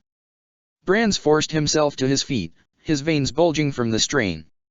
Then I will tell you this, Brands spoke hoarsely. You will make an enemy far worse than what you could ever imagine. Aizen? It was a possibility that he decided to store away as future reference, but how far did his control extend to the hollows in Hueco Mundo? For now, he continued probing. Unfortunately for you, Hollow, I already am. Benihime pierced through Brands' leg, forcing him to the ground once again. He didn't let out a sound. He would not give the Shinigami that honor. I had done no wrong, he rasped out instead. In the king's eyes, regardless of one's spiritual nature, human, hollow, or Shinigami, they were all the same. You Shinigami are all hypocrites. Flaunting your strength and speaking of justice when all you do is discriminately cut down our kind, innocent or not. A hollow with morals? That's a first. Kisuk pulled Benihime out of Brands' leg and watched as the blood gushed out. He supposed he really did look like the villain, didn't he? The look on Yuryuki's face was enough of an indication. And this already, her expression seemed to say. She was never a fan of torture, even when she was the leader of a covert ops. With a final swing, Benihime came down on nothing. You talk too much, Shinigami. Brands fell into the garganta he had formed beneath him and retreated back into Hueco Mundo. Kisuk flicked the blood off his blade before sheathing it in his cane. You've gotten soft, Kisuk, Yuryuki spoke. Kisuk pressed his hat down over his face. That, or I refused to prove a point and simply let him go. Except that's not like you, Yuryuki climbed into Kisuk's arms. You shouldn't try to act cool when all you did was slip a tracker on him. Kisuk scratched his cheek. I suppose not, but I didn't say I was trying to act cool, which means. He stared in wonder at Yuryuki. You actually thought I not the eyes. In a cave, far away from the Vasto of White's borders, there lied a depiction of sheer carnage. Blood and bones. Nothing remained of a hollow's body except for their boned masks and appendages, and they were simply strewn everywhere. The copious number of swords that had lay about previously within the cave were dwindling, but they had served their purpose. They had catalyzed the growth of a new era of Vasto lords. One of them stood idly chewing on a long saber whose guard bent around the hilt. That Vasto lord was Grimjo Jaeger Jacques. Taking a couple more bites of the blade, he tossed the rest of it away and stood up on his feet. His blue hair reached down near his waist, and his body was covered in form-fitting white hollow bone. Green war paint covered both his eyes, giving him a feral appearance along with his long canines. He clawed irritably at the ground, his claw-like nails digging large grooves into the sand. He was bored, immensely so. The blades had done their purpose and fueled his growth into the next stage of evolution, and he could still feel a rise in his power despite how marginal it was after evolving, but where was the thrill of battle? He had craved it, desired it, but locked it away in favor of building his strength. But enough was enough. With the number of blades dwindling, and the bloodlust welling from inside him once again, there would be nothing more to be gained by remaining in the cave. They needed to test their mettle. He grinned savagely as he exited the cave with his pack. It was time to celebrate the coming of a king. Chapter 10, Revelations. Deep within the sands of Hueco Mundo lied a castle with no roof. Pillars lay broken, the few walls made of stone and a material like marble's surface, made brittle by the passing of time. Las noches. The palace in the sands able to be seen even from the farthest reaches of Hueco Mundo. Its aged and soaring pillars a testament to its glory. And within the center of this palace lay a throne of bones.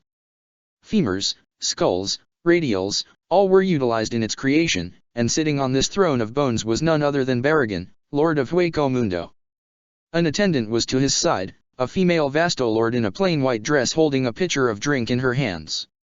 Tentatively, she poured him a cup in the glass beside his throne before politely standing by his side. However, she seemed as if she wanted to say something. Lord Barragan, the attendant eventually spoke uncertainly towards him. He could understand her hesitance. Recently, a Shinigami had managed to blatantly walk his way up to his court without so much as a single greeting from his trained elite. Preposterous. Just thinking about the nonchalant greeting the Shinigami gave him was infuriating. Even more so when the damn Shinigami got away. He simply didn't understand it. He had cut the Shinigami in two, then promptly watched the two severed parts wither away into dust. He had thought that the nuisance was dealt with, only to hear that same nonchalant greeting one would use when admonishing a child from directly behind him. He cut, and promptly killed the damn bug again, only this time, all that was left was the sound of his voice as it slowly drifted away into the distance. Until next time.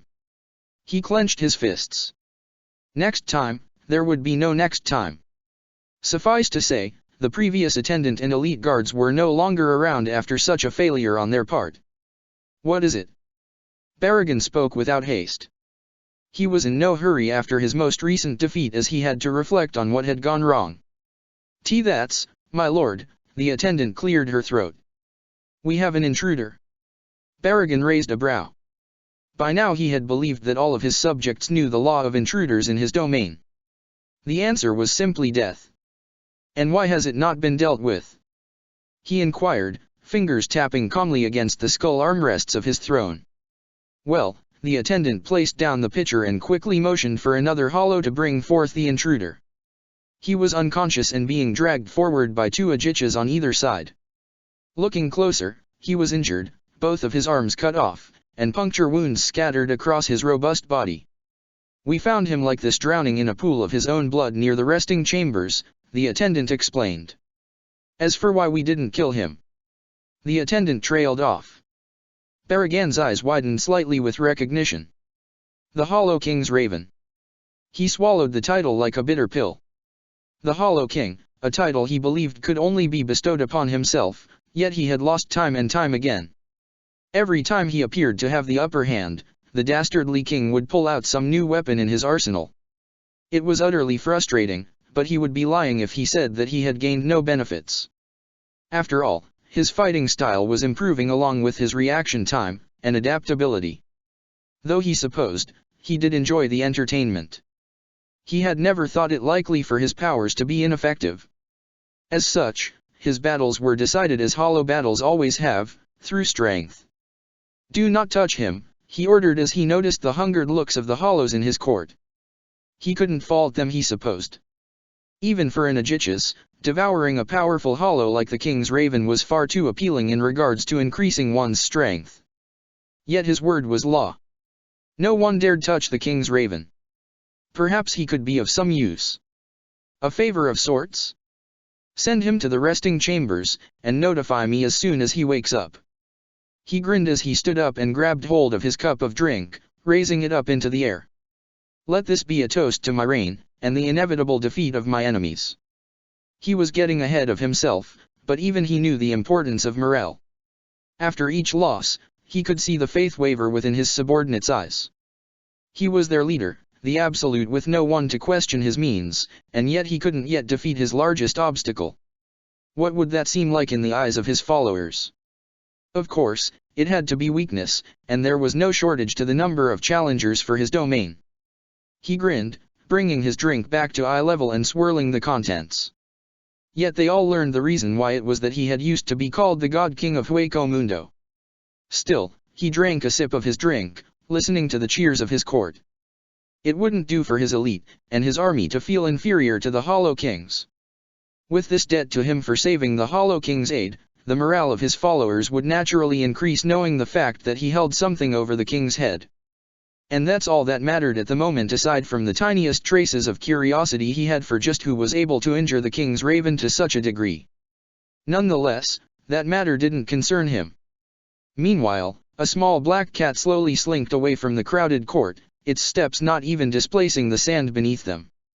In a candy and appliance store hidden near the clearing of a remote alley, a man sat alone on his knees next to a low table in the accessible room behind the cash register.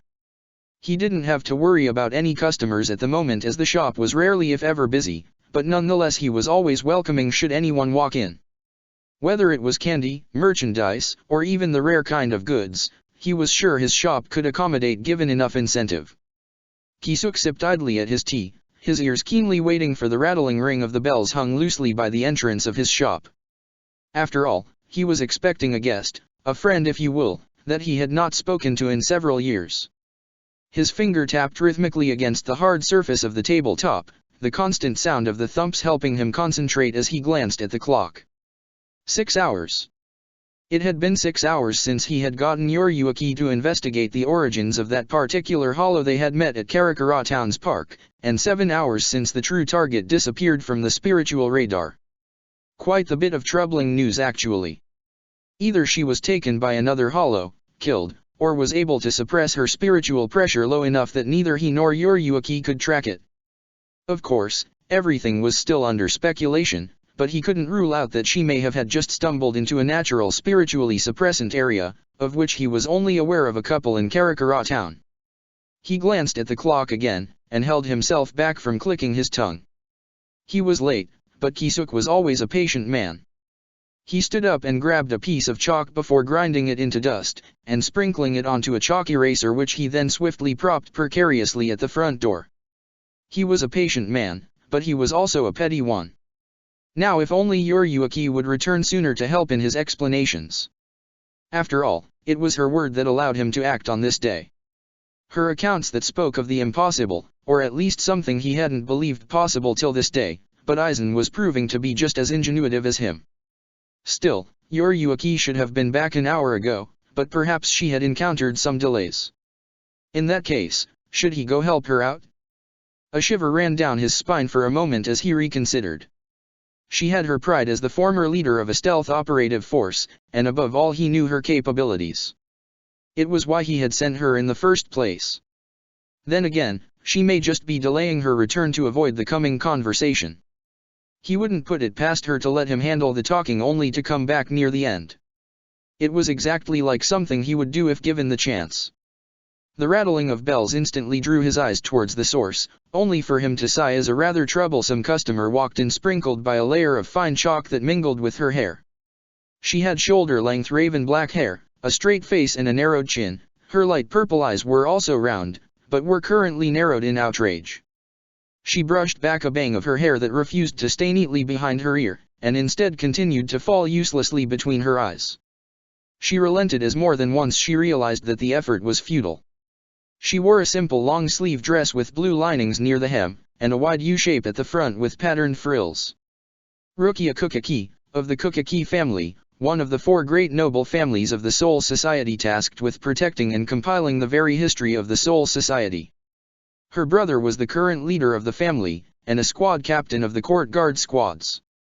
Kukaki, Kisuk said languidly, a fan opening up in front of his face. What can I do for you today? An umbrella maybe. He forced back his grin as he noticed Rukia's lip twitch, probably to deliver a scathing insult. It wouldn't do to add fuel to the fire. You know why I came here, she said, crossing her arms and brushing off any of the chalk remaining on her. All your products are defective. And so is your brain. Defective isn't a nice way of putting it, Kisuk straightened his back as he stretched slowly. I prefer the term situational. And I prefer a good product. She tossed him a small candy dispenser that he caught lazily with his right hand. Kisuk raised a brow as he fiddled with the dispenser and discovered it to be empty of the mod souls previously inside. Mod souls were souls specifically designed through artificial means to enhance human physiology such that they were able to fend off hollows by themselves. This was imperative for a Shinigami to keep their mortal bodies, or artificial bodies, safe in times of a hollow's appearance. On another note, they could similarly be used to eject a human soul out of its own body. Normally when a customer demands a refund, they bring the purchased product back as well. Kisuk reasoned with a hint of mirth. Rukia wasn't amused. Then you shouldn't have gotten it wrong in the first place, she spoke. It wasn't like she could really bring it back anyway. Is this the famed Kukaki upbringing? Kisuk snorted. You take to it well. Almost as well. Your face seems suited to my fist, Rukia spoke through a thinly veiled smile. Although I suppose it does have its uses, care to test it? Done, Kisuk placated, tossing back the candy dispenser. You don't have to pay for it then, though you'll have to keep the container for your little chappie. The ticking of the wall clock echoed across the simple shop as Rukia stood hesitating, and masking it away by pretending to browse through the shop's items. She pursed her lips. What should she? You're reading that backwards, Kisuk sighed before he pushed down on his hat and smiled ruefully. What do you really want, Kukaki? Somehow, he already knew the answer. She remained silent, but eventually she relented in the face of her own anxieties. My powers, she began slowly. They're not coming back. As they well shouldn't. Kisuk opened and closed his fan as he tapped a finger on the counter. This was for the best, and some lies were worth putting behind one's own consciousness. Give it time, Kukaki. You gave a great deal of your strength as a Shinigami over to Kurosaka, did you not? She nodded, but still found it hard to believe that even now her powers weren't returning. Even more alarming was the inkling of suspicion that they even depleting.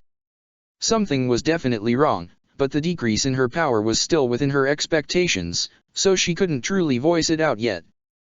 This was why she had sought the help of this admittedly untrustworthy-looking individual. But if anything, she at least knew that Kisuk knew what he was doing based on his knowledge and expertise. How long would it take then? She asked, rubbing her arms. She didn't know how long it would take until word of her crime would leak to the Soul Society. It was written under law that a Shinigami could not give away their powers to a human, and she had done that very act in accordance to the will displayed by Ichigo Kurosaki. Regardless of motive, she was still guilty, and as things stood, may even be accountable for treason. Kisuk sighed, before staring Rukia directly into the eyes. He truly was sorry, but her position was too valuable for him to let go. Unfortunately, I expect it could take several months, or even years based on the progress and regenerative speed of your spirit power. At this point, all you can really do is wait. And if you need accommodations, you're more than welcome to take residence in my humble shop. I understand, Rukia spoke after a moment before bowing lightly. Thank you for your time and your kind offer, but I've already found a nice sliding close accommodation to live in, she said quickly as she realized her error. Normally she wouldn't mind letting others know of her supremely convenient residence in Ichigo's sliding closet, but something warned her that it would only give Kisuk more material to criticize her with. Turning her back, she walked out towards the door. Kukaki. Rukia froze before once again turning around to catch a small glove with a flaming blue skull imprint at its center. "Teach him well," Kisuk said. Rukia sighed before she smiled ruefully from behind her black locks. "Oh, I will, he's my substitute after all. Although he can be an idiot at times," she said as she stepped out the door.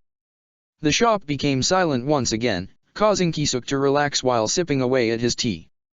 "Much like another idiot I know," a voice spoke mere moments after Rukia left. "You're Yuki," Kisuk spoke pleasantly. "You didn't abandon me?" "Shut up, Kisuk." The black cat sat on his lap. "I just might have had I not deemed this information I gleaned important." "And that is?" Kisuk asked, running a hand across Yuki's back and causing her to purr. "An army of hollows," Yuki spoke.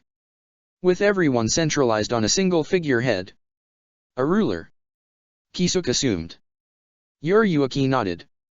"More than that, Kisuk, the ruler is a Vasto lord whose power appears to be feared by his subjects. An organized force of hollows." Kisuk hummed and thought. Then it wasn't Aizen who sent out the hollow? No, he still couldn't rule out the possibilities with that man involved. "Did you glean anything else?" Yuki frowned and wet her dry lips before speaking. "These are only things I heard from the crowd, but they spoke of a Shinigami walking up to the Lord's court." "A Shinigami?" Now that was interesting, so why hadn't she brought it up earlier? Was a description given? Yuki shook her head. "Further investigation is necessary, which is why I neglected to inform you. We can't jump to conclusions without any basis. It will set us up for a future failure." The two sat silently, Kisuk processing the information he was given, and Yuki waiting for Kisuk's opinion. However, at that moment, Yuki's ears twitched. Standing up, she lazily stretched her back and motioned with her eyes to Kisuk to look towards the door. He instantly understood, straightening his back as he readied himself to greet the guest of the day. With the rattling of the doorbells, a man with spiked black hair walked in, a small grimace over his face. He was tall, with a square face that resembled a goat's, and a light beard just beneath his chin and around his cheeks. He wore a long-sleeve white t-shirt and a pair of jeans. He took off his shoes as he entered the living space where he knew Kisuk sat waiting. He had been here countless times before after all. Ishine Kurosake, father of 3, and a former captain of the court guard squads who was presumed to be killed in action. "So, you've come." "Better late than never," Kisuk spoke. Ishine scratched at his beard. "I had 2 choices," he spoke with all seriousness. "Drop my 2 angels off to school, or meet on time with a shady old man in a striped bucket hat, and a pair of clogs. Why, of course it would be for me, right?" Kisuk spoke as he fanned himself. "Aren't we the best of friends? When you're not trying to kill me with any more of those stupid inventions, then yes. I suppose we can be friends." Ishine spoke before waving a quick hello to Yuki. He had always been on better terms with her. At least she was far more reasonable. "Still though, what is it this time, Urahara? It has been quite a long time since you've last called upon me," he cut to the point of the matter. "Well," Kisuk imitated Ishine by scratching at his head. "Yuki can dash." Yuki brandished her claws, her eyes staring directly at Kisuk's, causing him to cough awkwardly into his hand. "Sorry," Kisuk apologized, sending a betrayed look at Yuki. "I'm allergic to uncooperative colleagues." "Uncooperative, with you? I can see why." Ishine crossed his arms as he took a seat in front of the low table. "I will ask once more, Kisuk, what is going on?" Kisuk frowned as he closed his fan and tucked it away within the sleeve of his green yukata. "Do you remember that day several years ago, out in the rain with the rising river beds?" How could he not remember? That day would forever be known as the worst mistake of his life. One that even now he still regretted, for it wasn't only him who was affected. Yuzo, Karen, Ichigo, the lives of his children were completely changed on that dreary and wet afternoon. Ishine nodded to Kisuk's question. "I remember as if it were only yesterday," he spoke solemnly. "But why are you bringing this up now?" Ishine could sense the sudden drop in the mood of the room, but admittedly, he himself was one of the main causes. The ticking of the wall clock once again echoed out across the room, as the tensions rose while Ishain waited for his answer. It was difficult for Kisuk to word things in a peaceful way. After all, there was no way he could euphemize what he was about to say anyway. Surprise, you know that person you thought dead for several years? Yeah, she's alive. Kisuk could imagine the outcome of such an inconsiderate means of conveying one's thoughts. Yuryuki was no better at these things. In fact, both of them had trouble with delivering bad news. They were far more used to being blunt with the honest truth, but they both knew that this was a sensitive matter for Ishain. However, it was then that Kisuk thought of it. The only way two men could clearly communicate between each other without any fists flying.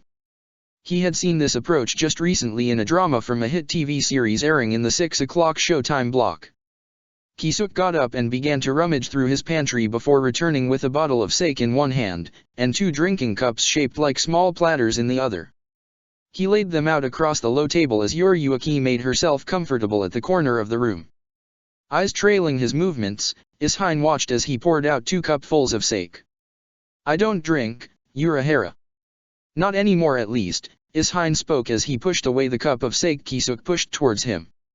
Even so, Kisuk pushed the cup of sake forward once again. "I insist. You may not like what it is you're going to hear from this point on." Ishain raised a brow. Border security was never of much priority to the hollows of the Vasto of White's domain. Even if a couple rampant hollows were to come charging in, there was no way the king would not be able to take notice. Furthermore, in recent centuries, and the even more recent decades, the number of Vastolords within the territory had increased substantially. It was in the effect of the swords of Rishi each hollow was able to consume on more than a daily basis. Hollows could consume as much as their bodies could withstand, some averaging 30 swords in a day, others 40. The power in each sword was already substantial for most hollows, but to consume so many, it was exactly why most if not all hollows within the territory were Ajichas or higher. And to Grimjo, this startling observation only made his blood boil in excitement. How could he not understand how these hollows had gotten so strong when he himself had partaken in the same procedure? Although he didn't understand how these swords came to be, it didn't really matter. A natural occurrence then? Strictly speaking, it was plausible, but unlikely. He stood tall, his body plated with form-fitting hollow bone that opened up at the chest, and headgear that prevented his long blue hair from falling over his green-shadowed eyes. Fangs grew from his teeth, and large claws extended from his fingers and elbow joints. "Shalong," he spoke, inclining his head to the approaching Vastolord. "Take the others and go in that direction, I'll handle these ones." Shalong nodded without complaint before disappearing in a burst of speed with the rest of the pack.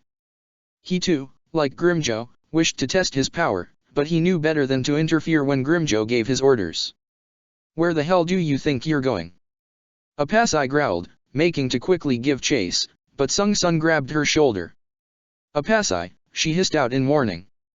"Pay attention," she motioned apprehensively towards Grimjo's extended claws. Apasai faltered before she grunted in confirmation. "I'm not as stupid as Mila Rose, thanks," she said instead as the tenseness of the situation caught up to her. The Vastolord in front of her wasn't ordinary. Just from the strength he was exuding, he was far closer in strength to Vastolords like the king, or even Lady Haribel. Sung Sun shivered. They weren't even supposed to be on border patrol, but after a dispute with Mila Rose, Lady Haribel had thought it prudent to separate them for a time. The sinking feeling grew in her chest. Why hadn't the enemies been shot down yet? There was no way they could even come close to masking their killing intent, so why? Even now she still recalled how easy it would have been for the king to shoot down approaching enemies, and how swiftly he dealt with them. Thinking further, the answer became increasingly apparent. Sung Sun clicked her tongue, hiding the action by masking it behind her hands.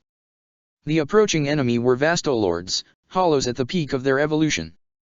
Therefore, she wouldn't be surprised that it would take a far more substantial attack to deal with them. The radius of such an explosion would be dash. She frowned, her expression grim. Taking into account the king's personality and disposition, he'd never take that shot with her in a Pasai here. Additionally, they couldn't run away either. Based on the positioning of the Vasto before her, he was ready to spring up at any given second. She and Apasai stood defensively as a result. Not going to make the first move. Grimjo grinned as he maneuvered around them, looking for an opening. Against you. Apasai laughed with false bravado. You're not even worth. She trailed off as she noticed Grimjo steadily directing all of his spiritual pressure over her. Shit. She couldn't move. Noticing Apasai's plight, Sung Sun quickly diffused half of Grimjo's spiritual pressure over to herself, legs buckling under the pressure. Fools, Grimjo spoke, losing most of his previous excitement. He had assumed that Apasai and Sung Sun would be strong enough for him to test his capabilities, but the fact that his spiritual pressure alone was enough to rattle them greatly reduced his excitement. You both are worthless. Despite the pressure on her shoulders, Apasai bristled. If only Mila Rose were here, then they'd show him the power of their strongest ability. Regardless if they didn't have full control over him, their creation was a powerhouse like none other. It was to be expected with the fusion of the powers of 3 Vasto Lords. However, even if she couldn't answer back in response to Grimjo due to the pressure on her body making it difficult to speak, she still managed to flick out her middle finger. Fuck you. The method was crude, but the message wasn't hard to decipher. Grimjo didn't utter a word, instead, grinning from ear to ear, he suddenly disappeared in a loud bang. 1 second, then 2. Apasai. Sung Sun yelled in warning, but was met with silence. Didn't expect this now, did you? Grimjo cackled as held Apasai up by the head, his fingers digging into her scalp. Trying to make a fool out of me, he growled, fist beating ruthlessly at Apasai's exposed body, her hands trying to pry his grip off. How useless. Grimjo paused for a moment as Apasai's hands moved away from his and instead pointed towards his face. HHMM. It appeared as if she still had some fight in her. A bright red zero formed, growing bigger by the second in Apasai's hands. Good. Grimjo tossed Apasai aside just as the blast nearly engulfed his head, before he quickly swerved to avoid a body blow from Sung Sun. Spittle flew as he elbowed Sung Sun in the gut. Gagging, she could do nothing as he twisted his entire body and round-kicked her across the face, sending her flying. However, before he could pursue, the sky dimmed. The moon's glow blocked out by some twisted and spiraling object flying through the air. Grimjo's eyes traced its trajectory and widened as his voice called out in warning. Shalong. Despite the distance, Shalong had heard his call, but was too late to even move away from the incoming projectile. Fuck. Grimjo used an arm as a shield against the wind striking out against him before he clicked his tongue. What the hell was that? Even the ground had been shaking. A shroom cloud was rising in the distance, smoke and debris scattering out and cratering the ground in small potholes. He clicked his tongue. It shouldn't be his concern about what happened to Shalong and the rest, they could deal with it. For now, he still had his own matters to attend. That's what you dash. Apasai coughed out some blood as she forced herself up. Bastards get. Did she pull off such an attack? Based on her tone and confident speaking pattern it seemed as if she had. Grimjo was momentarily stunned. Had she launched that projectile as soon he'd turned his eyes away from her to focus on the other Vasto Lord? With such power, why had she been hiding it from him? He grinned, perhaps he could force it out. I didn't think you had it in you. He growled out elated. Apasai staggered onto her feet, confusion evident on her face. The hell you talking about? Idiot, he thinks you managed to do that, Sung Sun spoke as she weakly pointed in the direction of one of the king's projectile weapons. So, she didn't then? Grimjo asked, his claws tapping against his hollow bone-plated armor. Or maybe I did. Apasai yelled, tired of Grimjo belittling them. Sung Sun's eyes widened at Apasai. Did the idiot not even know what she was doing? She was making herself a target to such a strong hollow. So, that's how it is, Grimjo spoke from beside Apasai. Her eyes widened in surprise, yet she could do nothing as her face froze in shock. Then I'll just have to force the truth right out of you. Blood splattered across the sand as Grimjo brutally ripped his arm out of Apasai's body, the motion sending blood out of her mouth. I'm sorry, Lady Harrybull. Were the last words Apasai uttered as she fell flat and unmoving to the ground. Sung Sun swallowed the utter hate and loathing trying to override her senses. Apasai was still alive, she could see it from the way her chest still moved. She just needed to buy enough time for her injury to heal. It was a lie after all, Grimjo spoke dismissively, cleaning the blood off his arm with a single swipe. Now, what should I do with you? Sung Sun backed away. She knew she couldn't defeat him. The difference in their powers were too great. What do you want? She ended up asking. She just needed to get his attention away from Apasai. What do I want? Grimjo paused. Isn't it simple? Destruction, death. A worthy fight. He spoke. The air trembled with his proclamation as shivers ran down Sung Sun's spine. This hollow was crazy. Just for a fight he and his group of Vasto lords would attack the Vasto of White's lands? It was insane. They weren't even fighting to fuel their own strength, simply to test it. She swallowed, her throat suddenly dry. Even if she managed to grab Apasai and run towards safety, it would be impossible with the enemy's speed. In an instant, he had appeared directly beside Apasai. Which meant, aren't you tired of this already? Grimjo asked as he slung an arm over her shoulders. She stilled, her face going deathly pale. You know there's no escaping me. He placed a finger over her chest before a zero slowly began to form. Goodbye. Eyes widening, Sung Sun took all the energy she had within her and condensed it all in one location, but even still, it wasn't enough. Her body went flying, her entire protective front singed and burnt off, and blood trailing from a wound on her forehead that she had sustained after crashing into the ground directly beside Apasai. Weaklings, Grimjo kicked at the sand, utterly unimpressed with both Apasai and Sung Sun. Still though, his eyes watched the steady movements of their chests. He might as well finish the job. One step then two. The shark swims in the sands of Hueco Mundo's dunes. Predator, prey. Predator. And prey. Grimjo twisted out of the way from a near-instantaneous attack. A large shark fin blade fell from the sky, gouging a line in the ground and separating Grimjo, Apasai, and Sung Sun. Even on the sand, steps resounded in the sudden silence with the coming of an increasingly agitated spiritual pressure. Not one more step. The voice that spoke was firm, leaving no room for complaint. Oh. Grimjo straightened his back, flexing his muscles before getting rid of a crick on his neck. And you would be? Haribel didn't reply, her eyes instead tracing over to the fallen forms of Apasai and Sung Sun. She clenched her fists, her agitation growing after each injury her eyes glanced over. She had been the one to send them here. It was her fault, but their sacrifice. She closed her eyes before walking over to her sword, eyes never leaving Grimjo's. Friends of yours? He asked. They didn't amount to much. You should watch your mouth. Haribel drew up her blade, and in that single motion sent out a burst of violent wind across the area. I won't warn you a second time. This was it, this feeling. Grimjo bared his fangs, heart beating fast and sending blood pulsing through his arteries and veins. He growled, releasing his power in waves that caused the ground to push away from beneath him. Haribel frowned before quickly and carefully grabbing Apasai and Sung Sun, and depositing them a safe distance away.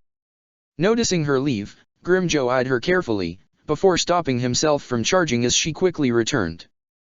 The air grew stale as the two waged war in a battle of spiritual pressure, yet neither of the two buckled under the weight of the other. I'm Grimjo, Grimjo spoke in a hurry. Finally, someone worth fighting.